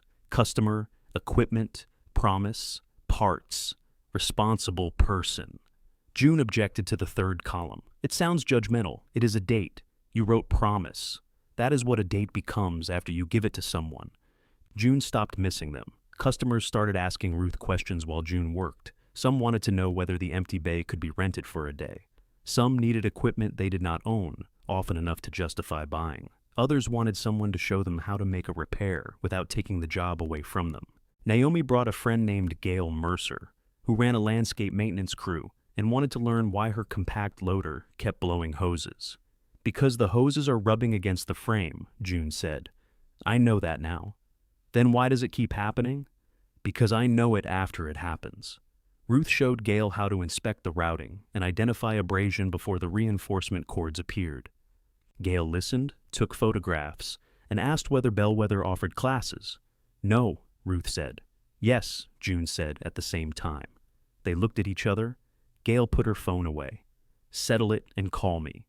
After she left, June wrote Equipment Safety Night on the whiteboard.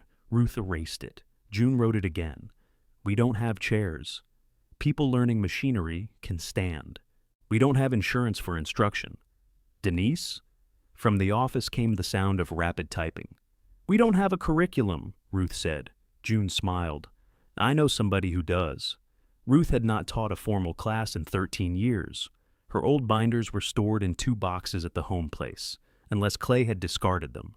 Warren brought the boxes the following morning. He also brought the wedding portrait. He carried it into the farmhouse wrapped in a blue bath towel. Ruth was at the kitchen counter filling the rosemary plant's chipped saucer. I thought you wanted this first, he said. She dried her hands before taking it. The photograph showed Ruth at 47 and Harold at 54, standing beneath the maples behind the county courthouse. Ruth wore a cream suit because she considered white foolish on a second wedding. Harold's tie was crooked. Both of them looked startled by happiness. The glass is cracked, Warren said. It was like that. I know. It fell during his first bad tremor. I can replace it. Ruth set the frame on the counter. Warren carried the training binders inside. Clay didn't want me taking these. They're mine. He said anything related to farm operation stays with the farm. These are plant manuals. I know. But you brought them. Yes. Ruth touched the edge of the top binder. Her name was printed across the front in faded marker. R. Morrow, Hydraulic Safety. How is he? She asked. Warren rubbed sawdust from one cuff. Angry. That is not a medical condition. He had to cancel a feed delivery. Then the second load cost more because it was rushed. Ruth concentrated on the binder. He blames you, Warren said. Of course. I told him it was his order. Her hand stopped. What did he say? He said I'd chosen strangers over family. Ruth looked toward the barn, where June's compressor started with a thump. And have you? Warren considered the question. I think he means I chose you. Those aren't the same thing. No.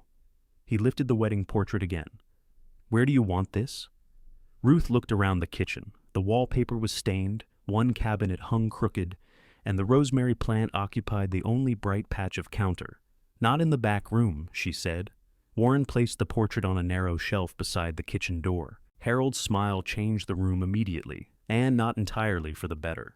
Ruth opened the first binder after Warren left. Her lesson plans were written in the voice of a woman who believed precision could prevent every humiliation. Procedures were underlined twice. Safety violations were circled in red.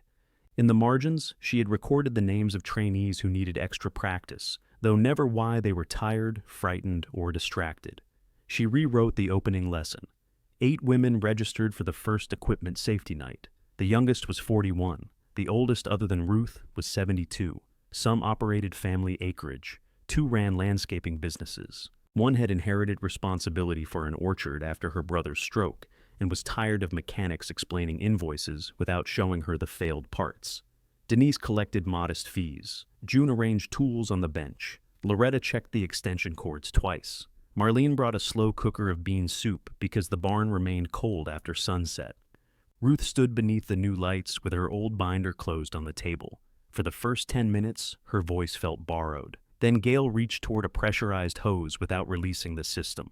Stop! The old command cracked through the barn. Gail froze. Everyone looked at Ruth. She felt the familiar impulse to make the mistake memorable in front of the room. The correct words lined up, sharpened by decades of use. Ruth released a breath. "Keep your hand there without touching," she said. "Look at the gauge. Tell me what the system can still do." Gail studied it. "Move." "How fast?" "Faster than I can." "And that," Ruth said, "is why we release pressure before our hands enter the argument." Gail nodded and performed the procedure again. No one was humiliated. No lesson was weakened. Later, they ate bean soup from paper bowls around the workbench. The women compared scars, landlords, unreliable equipment, and customers who asked whether a man would be arriving to finish the job. Ruth sat between Denise and June. The barn was still patched rather than restored. Wind moved under the service door.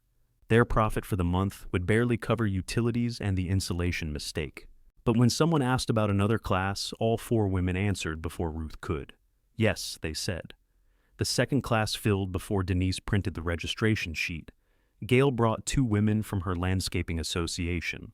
Naomi brought a retired dairy operator who wanted to repair her own fencing equipment. Loretta invited a former irrigation customer, and then denied inviting anyone when Denise asked how she had obtained Ruth's private phone number. "She's resourceful," Loretta said. "She quoted your exact directions." Resourceful people listen. They added a third class on basic electrical diagnosis. Loretta agreed to teach it only after Ruth promised to stand in the back and refrain from correcting her terminology. "I'll correct it afterward," Ruth said. "Correct it in your own head. That benefits nobody. It benefits me." The empty equipment bay became a classroom on Tuesday nights and rentable workspace during the day. Denise developed a fee schedule. 4 hours with basic tools cost less than 1 hour with June supervising. Nobody used the lift, welding equipment, or hydraulic press without certification. Members signed in, signed out, and paid for anything they broke. Ruth disliked the word members. "They're customers," she said. "A customer buys a service," Denise replied. "A member buys access to my property, to our equipment and instruction. June's equipment, some of it. Loretta contributed the electrical testers. Marlene bought propagation lights. You contributed tools, which are on my property." Denise set down her pen. "Are we building something with you or renting space from you?" Ruth looked through the office glass. June was showing Gail how to secure a mower deck before working beneath it. Marlene measured the southern wall for tables. Loretta sat on an overturned bucket, eating orange slices and criticizing everyone's extension cords. "I don't know yet," Ruth said. "Then we need to know." That question followed Ruth into the farmhouse. She placed the wedding portrait on the kitchen shelf after Warren replaced the cracked glass. It was the first room she had claimed beyond the back bedroom. Marlene's rosemary plant had grown new tips. The pipes no longer groaned when Ruth turned on the faucet, though the hot water remained unreliable. At night, she sat at the kitchen table with estimates, class fees, rent payments, and handwritten lists spread around Harold's red metal cash box. The money coming in belonged to several different arrangements. June paid rent but owned her repair business. Marlene planned to lease greenhouse space. Classes used Ruth's building, everyone's tools, and instruction no one had priced consistently. It would have been simpler if Ruth owned everything and paid the others. The thought comforted her, which made her suspicious of it. During her years at the plant, she had fought to give women authority over their work. Now, authority had arrived in her barn, and she kept wanting it arranged beneath her name. She closed the ledger. 2 evenings later, Clay came to the farmhouse carrying a manila envelope and a bag from the grocery store. "I brought your winter coats," he said. Ruth took the bag. Both coats were crushed inside, along with a wool scarf and one glove. "Thank you." "You could say Warren left the other glove somewhere." "Did he?" "No." "I did." It was the first joke Clay had attempted since Harold's funeral. Ruth nearly smiled. He looked beyond her into the kitchen. His eyes went first to the new glass in the wedding portrait, then to the rosemary plant, then to the stack of class registrations on the table. "You going to invite me in?" "I hadn't decided. It's cold." She opened the door wider. Clay removed his cap but not his coat. He had lost weight around his face. A raw scrape crossed one cheekbone. "What happened?" Ruth asked. Gate swung back while I was fixing a hinge. "You need stitches?" "No. Did you clean it?" His mouth tightened with something almost like gratitude. "Yes." Ruth made coffee. Clay sat at the table in the chair Warren usually used. He looked around without comment while the pipes knocked in the wall. When she placed his mug in front of him, he slid the envelope across the table. Inside was a typed offer to purchase Bellwether. The amount exceeded the value used in the estate division by $12,000. Clay proposed a modest down payment and monthly installments over 5 years. Ruth read all 2 pages. Where would I live? We could find you a place in town. A condo, maybe. Something manageable. And what would you do with Bellwether? Nothing right away. Clean it up. Hold it. You're short on money, so you want to buy another farm. I didn't say I was short. You offered installments. Cash flow is tight because of winter. Feed, among other things. Ruth put the offer back in the envelope. No. You didn't think about it. I read it. That isn't thinking. You thought the property was worthless 6 weeks ago. I never said worthless. You gave it to a 75-year-old widow because you believed it was the easiest thing to lose. Clay leaned back. This is exactly why I came. You're treating the place like revenge. I'm repairing equipment and teaching safety. Where is the revenge? You have people talking. People talk when machinery is loud. They say we shoved you into a wreck and you turned it into some kind of women's center. Ruth stared at him. Did you shove me into a wreck? No. Then why does the story bother you? Because it isn't what happened. What happened? We divided the estate. You accepted Bellwether because you wanted control without debt. Now you're using Dad's name and Dad's property to make us look cruel. The coffee steamed between them. I have not used Harold's name once. It's Morrow land. It is my land. For now. Ruth returned the envelope. For as long as I choose. Clay did not take it. Those women aren't going to stay. June has her own business. The greenhouse woman has land somewhere else. Denise gets paid to organize people's messes. When this stops being interesting, they'll leave you with the bills. Then I'll have bills. You'll have nothing. The sentence entered the room quietly. Clay looked toward the wedding portrait as if Harold might support him. Ruth folded her hands. Is that what you came to warn me about, or is that what you came to arrange? His chair scraped backward. I came because Warren is spending half his time here while the home farm is falling behind. Warren is an adult. He's my partner. Then speak to your partner. He listens to you. He listens near me. That's not the same thing. Clay stood and shoved the envelope into his coat. Dad spent his life holding the family together. No. Your father spent his life avoiding any conversation that might pull it apart. Clay's expression changed as though she had struck him. Ruth regretted the sentence and believed it. He put on his cap. At the door, he said, "The offer stays open until spring. It is already closed." He left without finishing his coffee. The next morning, Marlene signed a lease for the southern wall of the barn and 2 acres beyond it. Denise had written the agreement over 12 pages. Marlene read all of them, questioned the water allocation, changed the clause about soil improvements, and insisted that any reusable greenhouse structure remain hers if she left. You planning to leave? Ruth asked. I'm planning not to be trapped. Fair. Marlene looked over her glasses. You say that word differently now.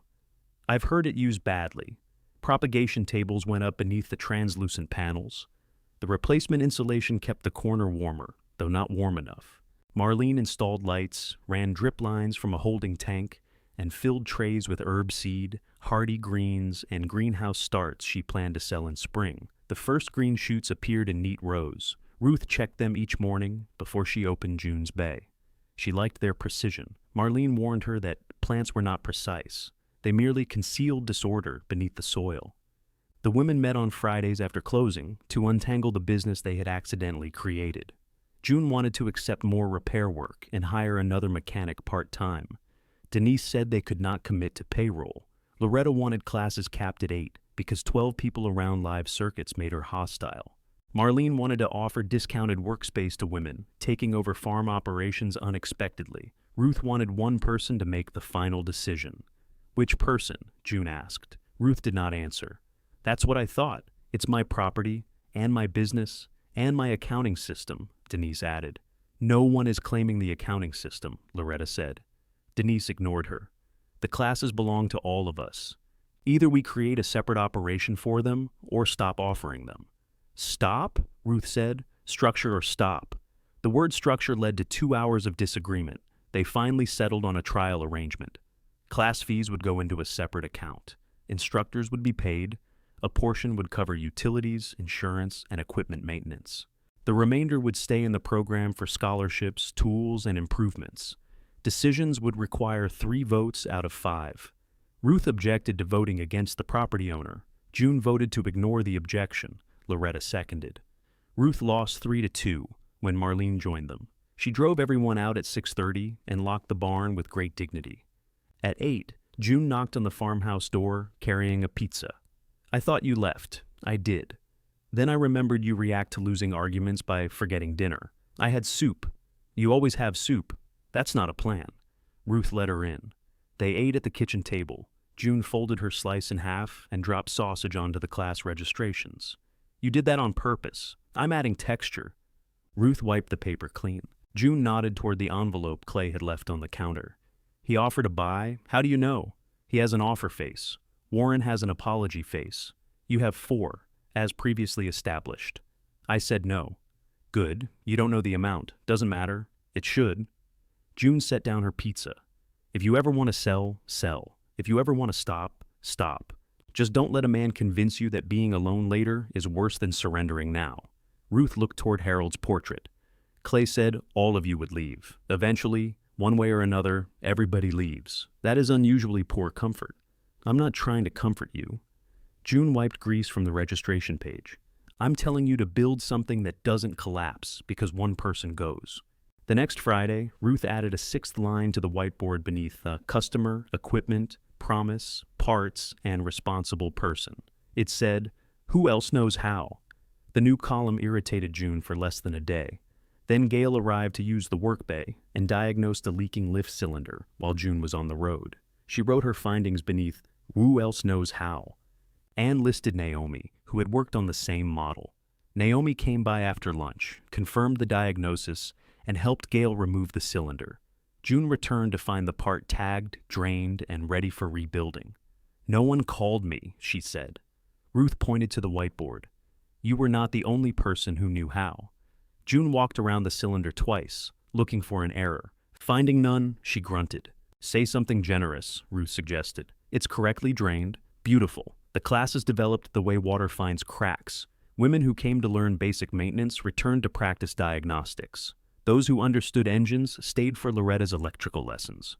Marlene taught a Saturday session on pumps and irrigation, then sat through June's class on hydraulic fittings because she was tired of paying someone to repair leaks she could see. Ruth assigned pairs instead of demonstrating everything herself. The decision felt unnatural and worked immediately. When a freight driver left a crate of hose reels at the north entrance, Ruth did not touch the pallet jack. She stood over the crate, considered the distance, and called Gail and Loretta from the classroom. "I require 2 additional pairs of hands," she said. Loretta smiled too broadly. "Did that hurt?" "Move the crate." June heard about it and brought Ruth a cupcake with "help" written in blue icing. Ruth ate the cupcake and denied enjoying it. The rosemary plant reached the bottom of the kitchen window by February. Outside, the broom sedge lay flattened beneath alternating rain and thin skins of ice. Marlene started hardy greens in the barn and waited for the southern field to drain. The first planting went in during an unseasonably mild week. They set out rows of kale, parsley, chives, and early medicinal herbs under low fabric tunnels. Marlene hired 2 women from her greenhouse crew for the day. Ruth paid for lunch and stayed out of the planting beds after Marlene told her 3 times that straight rows did not improve flavor. They improve access. They satisfy your need to command vegetables. Vegetables need standards.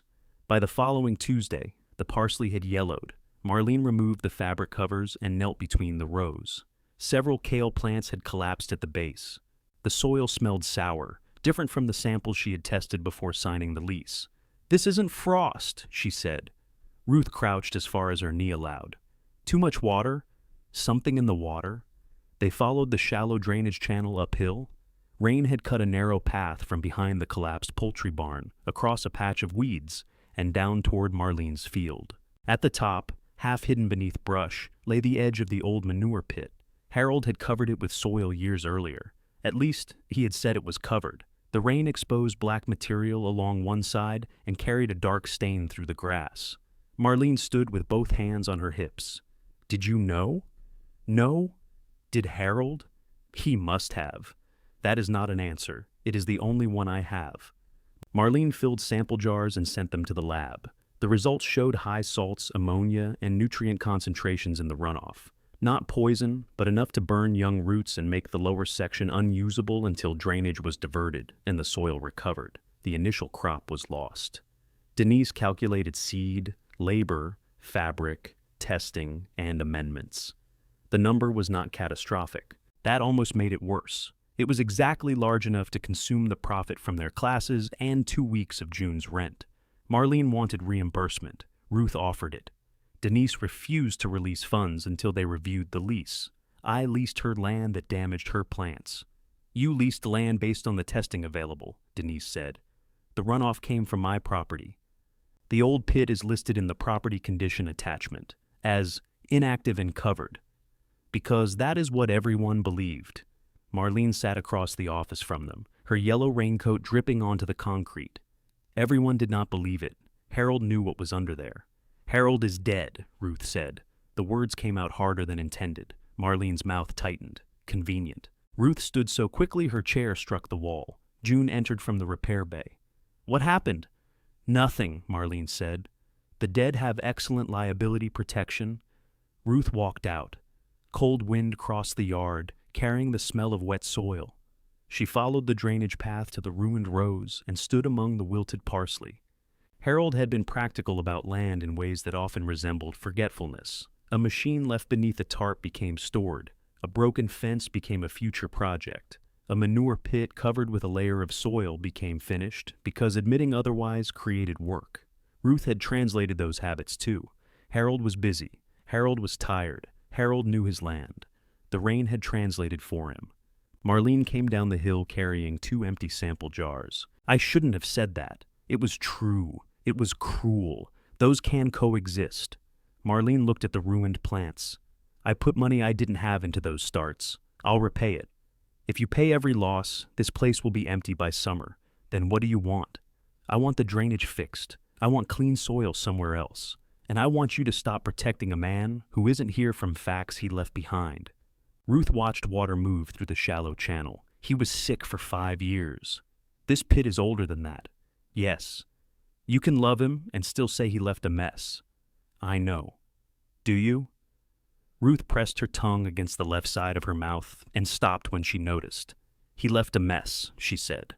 Marlene nodded once. They relocated the growing area uphill. Ruth paid for the drainage diversion as a property repair.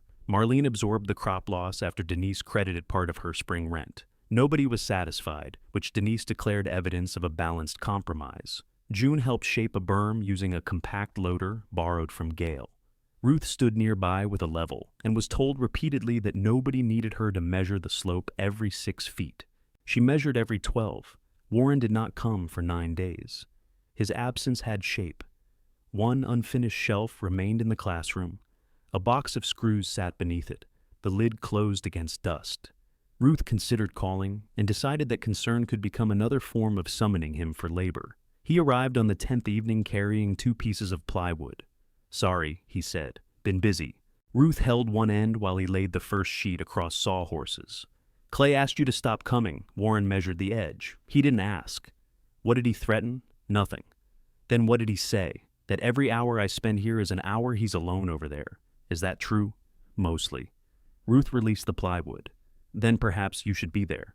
He looked up. You want me to go? I want you to decide without making me the woman who pulled you away. Warren marked a cut line. The pencil snapped. He says, you're waiting for him to fail. I'm not. June told Pete you refused the feed order.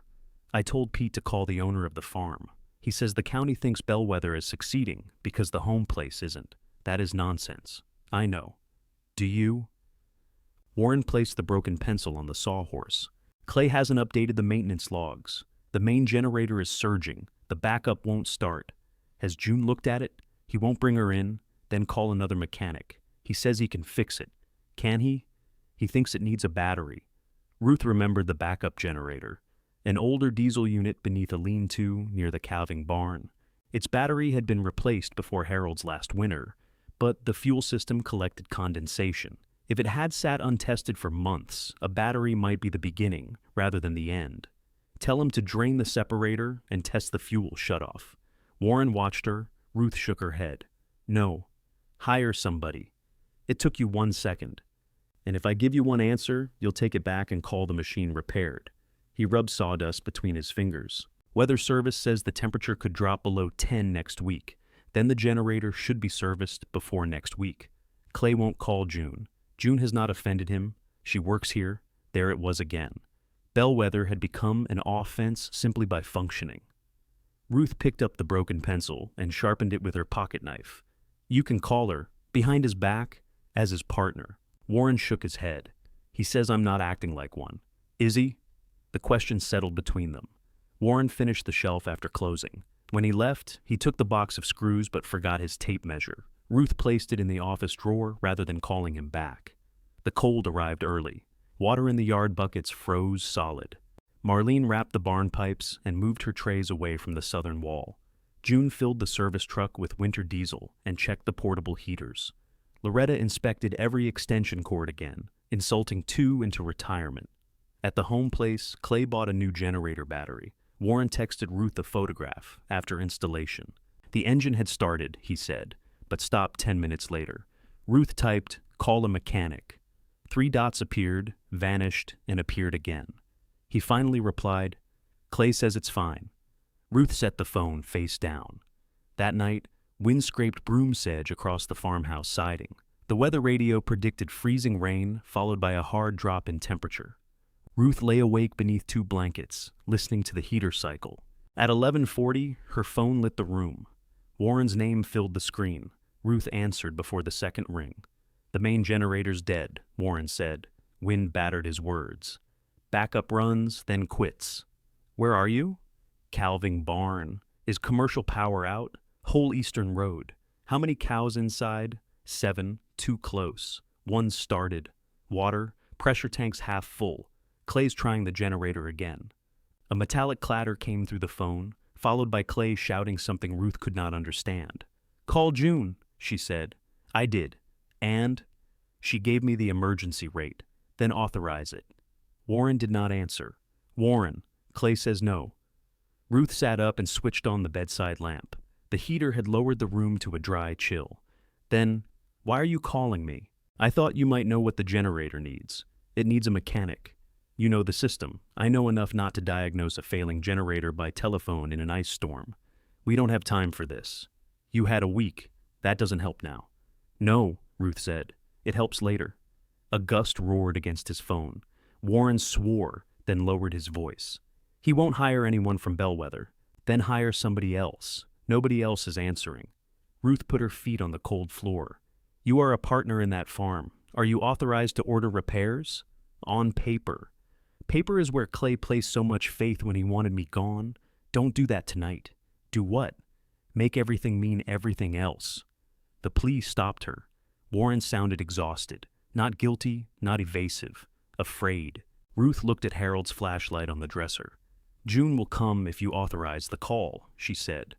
Her normal emergency rate. Every hour tracked, parts billed.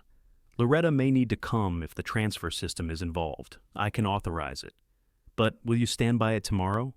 Silence stretched between them. From the barn, a cow bawled. Warren turned away from the wind, muffling the phone against his coat. "Clay's starting it again," he said. The backup engine caught in the background. It ran roughly, smooth for a few seconds, then began hunting. Ruth could hear the rise and fall even through the phone. After less than a minute, it stopped. "Call when the 2 of you have decided," she said. She ended the call and immediately called June. June answered with, "I'm awake. The home farm has no power. I know. You gave Warren the rate. I gave him the same rate I'd give Naomi, plus hazardous travel. He may call back. He may not. If he does, we'll need Loretta. I already called her. She said unkind things about men who buy batteries instead of diagnostics. Is she coming, if they authorize it?" Ruth dressed in layers. Work pants over long underwear, 2 sweaters, wool socks, boots. Her bruise had faded to yellow, but her hip remained tender when she bent. June called again as Ruth pulled on her coat. "Don't get dressed on my account. I'm already dressed. You're not going. I know the transfer system. Loretta knows electricity, not Harold's modifications. Do you?" Ruth pictured the generator lean-to, the main disconnect beside the milking room that had not held milk equipment in 20 years, and the auxiliary line Harold installed after an ice storm. He had drawn his own diagram, then mounted a cabinet over half the conduit. I know where he departed from sense. That covers significant territory.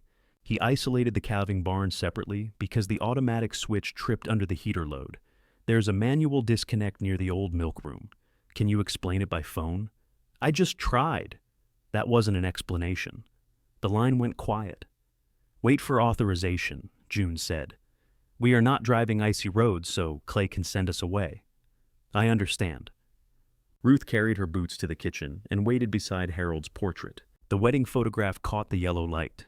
Harold's tie was crooked. She remembered straightening it twice before the photographer finally told her to leave it alone. At 12:17, Warren called. We're handling it, he said. What changed? Nothing. That meant Clay had not changed. Go tend the cows, Ruth said. Keep the service doors closed. Protect the water lines. Call if you authorize repairs. At 12:41, the phone rang again. This time Clay's name appeared. Ruth answered without greeting. The heifer's down, he said. His breathing came hard and close to the receiver. Is she in labor? Warren thinks the calf's turned wrong. We need the hydraulic gate to move her safely, and the pump's electric. Ruth looked at the time. June's emergency rate is 285 for the call-out, 120 an hour after arrival. Loretta bills separately. Travel is billed because the roads are iced. Parts are additional. Just come. Do you authorize the charges? Ruth, say it, a cow bellowed behind him. Yes, I authorize it. And you understand they may not be able to repair the system tonight. Yes. Text the authorization to June. She'll send the wording. Clay ended the call. Ruth called June. He agreed. I heard, Warren texted. Pick me up. You could stay warm and tell us about the disconnect. I could also tell you the wrong thing because I haven't seen it in 7 years. June exhaled. Be on the porch in 5. The red service truck arrived with chains fitted over the rear tires. Loretta sat in the passenger seat wearing a wool hat with a pom-pom and the expression of someone personally insulted by midnight. Ruth climbed into the back. If we slide into a ditch, Loretta said, I'm billing Clay for the tow and my funeral. You can't invoice after your funeral, June said. Denise can. The roads were worse beyond the low bridge. Freezing rain glazed the pavement and branches bowed over the ditches. June drove slowly, both hands fixed on the wheel. The heater smelled of diesel, wet wool, and peppermint from Loretta's lozenges. The home farm appeared under a colorless sky. Clay's pickup headlights illuminated the calving barn. The farmhouse was dark. Warren met them in the yard, his beard crusted with ice. Clay's with the heifer. We got her behind a temporary panel, but she's fighting it. Generator first, June said. They followed him to the lean-to. The backup generator sat with its side panel open. A new battery gleamed beneath a layer of freezing mist. Tools lay scattered on the ground. Clay had removed the fuel filter, but installed it again without filling it. June took one look. Nobody touches anything. I bled the line, Warren said. Good. Now stop. Loretta checked the main feed while June inspected the engine. Ruth stood beneath the low roof, keeping out of their hands. The cold found the gap between her boots and pants. Water in the separator, June said, half frozen. Filters clogged. Do you have one? Warren asked. I have something that should cross. Should? Would you prefer prayer? June opened a compartment on her truck and returned with 2 filters. One matched. Loretta removed her gloves to operate the meter, swore at the temperature, and put them back on. Generator output is fine when it runs. Transfer isn't accepting. Warren looked at Ruth. The auxiliary disconnect, she said. Old milk room. They moved along the barn wall. Ice coated the latch. Warren struck it with the heel of his hand until the door opened. The room smelled of dust, mineral tubs, and cold concrete. The main panel occupied one wall, partly hidden behind a wooden medicine cabinet Harold had mounted years earlier. There, Ruth said. Loretta shone her light. That's a storage cabinet. Open it. Behind the cabinet door were bottles, old syringes, and a faded paper calendar. Ruth removed them one at a time. The cabinet had no back. Conduit ran through it to a gray disconnect mounted directly on the wall. Loretta stared at Ruth. He built around the switch. He didn't want to move the cabinet. I withdraw every kind thing I never said about him. The switch bore 3 handwritten labels, 2 crossed out. Ruth remembered Harold explaining the sequence after the ice storm, tapping each label with a dirty fingernail while she wrote it in a notebook. The notebook was probably still in the locked farmhouse. Main off before auxiliary, she said. Then isolate the heater bank before transfer. Bring circuits back one at a time. Loretta examined the wiring. That makes sense. Don't sound so disappointed. It's the first thing tonight that has. They returned to the generator. June had drained the separator, installed the new filter, and primed the line. Clay appeared from the barn, coat open, and one sleeve streaked with blood from the laboring heifer. His face was gray with cold. How long? As long as it takes, June said. We need the gate. I heard you the first time. Clay looked at Ruth. Can you make it run? She doesn't make engines run, June said. Right now, neither do you. Stand back. Clay's eyes narrowed, but he moved. June started the generator. The engine coughed, caught, and settled into an even diesel beat. Loretta watched the voltage, then signaled Warren to follow her to the disconnect. Ruth stayed beside June. Clay paced between the lean-to and barn, looking toward the dark calving pens each time the cow called. The generator ran for 5 minutes. 10. At 12, Loretta shouted from the milk room. One bank of barn lights flickered on. The well pump started with a deep hum. A moment later, the hydraulic gate moved. Warren ran toward the heifer. Clay followed, then stopped and looked back at Ruth. Relief had stripped something from his face. For once, he did not resemble Harold. He looked younger, more frightened, and entirely himself. Thank you, he said. Ruth pulled her coat closed at the throat. Go help your cow. He went. The women remained with the generator until the fuel flow, voltage, and transfer load held steady. June documented every reading. Loretta labeled the disconnect sequence in lettering large enough to shame the dead. Near 3, Warren came from the barn. The heifer's standing, he said. They got her through it. Ruth did not ask about the calf. It was enough that Warren's shoulders had dropped. June packed her tools. Loretta gathered the old filter and contaminated fuel for disposal. Ruth found Clay near the barn door, washing his hands from a bucket of heated water. Denise had emailed the invoice to June while they worked. June had printed it on the small machine in her truck. Ruth held it out. Clay looked at the paper, then at her. Now? Now. His wet hands reddened in the cold. He took the invoice.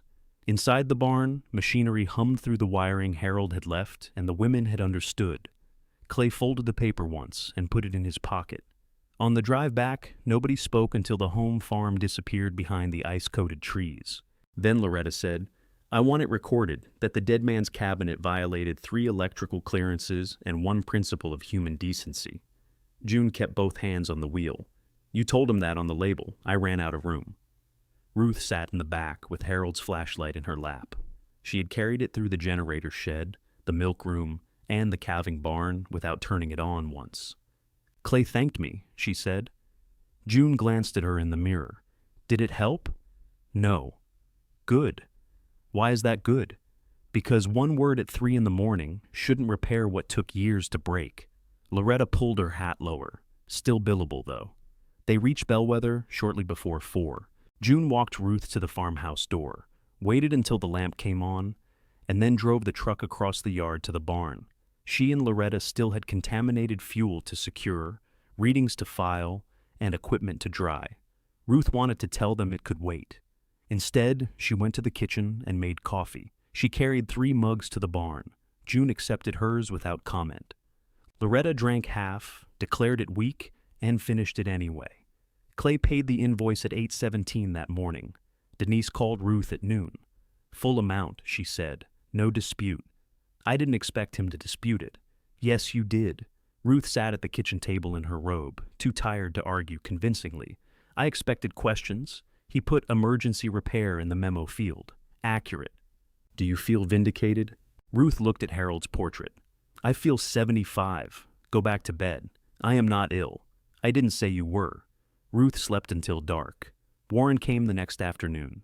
He carried his forgotten tape measure and a paper sack containing biscuits with ham. The heifer's fine, he said. Calf too. I'm glad. Clay paid. I know. He complained for an hour first. That isn't included on the receipt. Warren smiled but did not come inside until Ruth stepped back from the door. They ate at the kitchen table. He looked worse than Clay had, with a red scrape along one wrist and exhaustion gathered beneath his eyes. "You should sleep," Ruth said. "Clay says we have to decide about the herd. What decision? We can't keep running the way we are. Feed's high. 2 pieces of equipment need work. The cattle note comes due in April." Ruth waited for him to ask what they should do. He broke the biscuit in half. "I'm not asking you to fix it." "Good. I'm telling you because I spent years bringing you farm problems and calling it conversation." Ruth set down her coffee. Warren stared at the biscuit. Clay made the offer. I let him. He changed the locks. I carried the keys. "You also brought my tools." "Afterward." "Yes. I kept thinking if I didn't argue with either of you, I wasn't responsible for the fight." Ruth remembered all the times she had thought silence was gentleness. "You benefited," she said. "I know." It was not an apology yet. It was the door an apology needed. Warren continued. "I'm leaving the partnership after the spring accounts are closed." "To do what?" "The cabinet shop offered full-time hours. I turned them down twice because Dad said outside work meant I wasn't committed. And now? Now Dad isn't the one standing in the barn at midnight." Ruth flinched at the bitterness. Warren saw it. "I loved him. I know. I'm angry with him. I know that too," are both allowed. Ruth thought of the old manure pit, the altered wiring, the hospital cup, and Harold whistling while she dressed. They'll occur whether allowed or not. Warren nodded. He unfolded a sheet of paper. It listed the work he had done at Bellwether: office door, shelving, service door, brace, classroom shelf. Beside each item were hours and material costs. At the bottom, he had written, "Paid in full, personal." "What does that mean?" Ruth asked. "It means I'm not asking the farm to reimburse me. Denise will object. She already did." "You spoke to Denise?" "For 40 minutes. You survived. Barely." He slid the paper toward Ruth. "She said it could be recorded as a contribution if the group accepts it. No hidden debt. No favor I can collect later." Ruth read the final line again. "What do you want from me?" she asked. Permission to finish the shelf. She looked toward the barn. "You'll need a coat." Warren completed the shelf before supper. He did not ask to join Bellwether, and Ruth did not offer. He drove home carrying his tools. Clay sold the cattle 6 weeks later. He did not lose them at auction or have them taken. He chose a date, negotiated with a buyer, and loaded the trailers himself. The decision was sensible, painful, and late. He leased the home acreage to a neighboring operation and kept the farmhouse, the machine shed, and enough land to tell himself he had not left farming completely. Around town, he said the market had made cattle impossible. Ruth did not correct him. He came to Bellwether once before the sale. The north roof had just been replaced, paid for through rent, class income, and Ruth's original repair fund. Marlene's second planting showed green beneath fabric tunnels on higher ground. 2 repair bays were occupied. A Tuesday class practiced identifying electrical faults on a training panel Loretta had built. Clay stood outside the barn doors with his hands in his pockets. "It looks different," he said. "It is. I can't make the purchase offer anymore. It was never open." He nodded as though he had expected that answer. From inside came June's voice telling someone that electricity was invisible, not polite. Clay looked toward the sound. Dad really would have hated this. Strangers using the place, being wrong about it. Ruth studied him. Did he say Bellwether couldn't work? He said the land wasn't worth the effort. He may have been right about the land. Clay almost smiled. "You always had to split the wording. It matters. Sometimes." He took something from his coat pocket. Ruth's missing wool glove. "I found it behind the hall table," he said. She accepted it. He looked at the repaired roof, the open service door, and June's truck parked inside. "You think this proves we were wrong? It proves the barn is dry? You know what I mean?" "Yes." Clay waited. Ruth could have told him he had received exactly what he deserved. He had kept the valuable farm, and discovered value was not the same as capability. She had taken the unwanted one and built the relationships he had mistaken for replaceable labor. But the home farm's failure did not feel like victory. Harold was still dead. The white farmhouse was still locked against her. Clay was still a man who would rather sell cattle than admit he needed the woman he had dismissed. "I think you wanted my work without wanting me there," she said. "You can decide for yourself whether that was wrong." Clay looked down at the mud on his boots. "I didn't know how much you did. You didn't ask?" "No." The admission was quiet and insufficient. Ruth put on the glove. What will you do now? Fix the house. Maybe rent pasture. I don't know. That sounds honest. He glanced toward her. Don't get used to it. He left without apologizing. Ruth watched his truck until it reached the county road, then returned to the barn. Bellwether earned no fortune that spring. The repair bays paid their utilities and part of the roof. The classes paid instructors, replaced tools, and created a modest reserve. Marlene's second planting survived, though rabbits ate enough parsley to provoke a week of threats. The farmhouse still needed exterior paint. The collapsed poultry barn remained collapsed. Ruth's hands stiffened badly on cold mornings. She stopped accepting night instruction twice a week and let Gail lead the hydraulic inspection class she had once attended as a beginner. When Ruth forgot and tried to take over, Gail pointed at the whiteboard. Who else knows how? Ruth sat down. Denise converted the trial arrangement into a cooperative proposal. She called it a proposal so often that everyone understood it was nearly finished. The shared classes, tool rentals, and training bay would operate as Bellwether Women's Works. June's repair company and Marlene's greenhouse business would remain separate tenants. Each founding member would hold one equal vote in the cooperative. Ruth would lease the shared space at a fixed rate and contribute equipment under written terms. The last question concerned what happened when Ruth was gone. Nobody wanted to discuss it in front of her. Ruth added it to Friday's agenda herself. I am 75, she said. You remind me often enough. Denise folded her hands. We can structure succession without transferring the farm now. I don't want Bellwether returning to the Morrow estate. June looked at her. Clay could sell it, or Warren could spend the next 20 years trying not to offend him. What do you want? Marlene asked. Ruth looked around the office. The old window had been cleaned, but scratches remained in the glass. Beyond it, Gail and Naomi sorted donated hand tools. Loretta sat beside the training panel, pretending not to listen. I want the people who build this to decide what it becomes. Denise prepared the changes. Ruth reviewed them with more care than she had given Clay's blue folder agreement. This time, she asked questions. She changed language. She insisted on provisions that protected the land from being sold for individual profit and required the cooperative to remain devoted to training and practical work. When the papers were ready, all 5 women signed. Nobody called the meeting clean. Their first spring certification supper was held in the barn on a warm Friday evening. Folding tables filled the classroom bay. Marlene brought roasted vegetables and 3 kinds of bread. Loretta supplied a bowl of peppermints large enough for a medical waiting room. June ordered barbecue because she did not trust gatherings built entirely around vegetables. Warren arrived carrying a pie. He stopped beside Ruth, rather than taking the empty chair at her table. Is this seat for anyone? It's for someone with pie. He sat beside her. Clay did not come. Warren had invited him. Ruth knew because Warren placed 2 forks beside the pie before removing one. She felt the absence.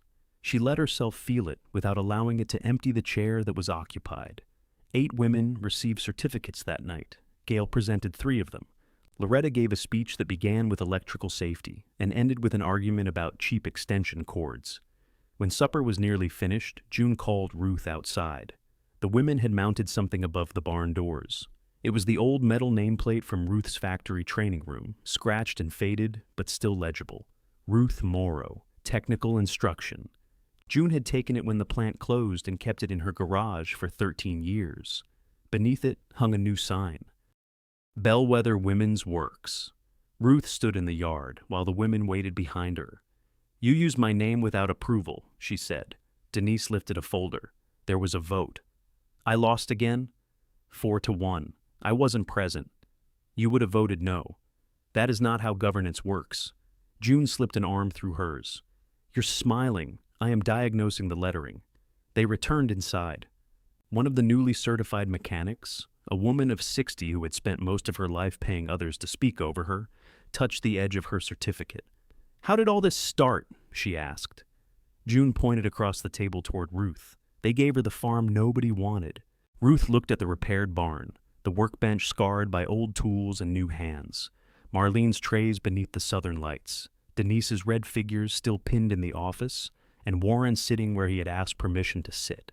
Then she looked at the women who had answered her first call. They gave me the farm they didn't know how to want.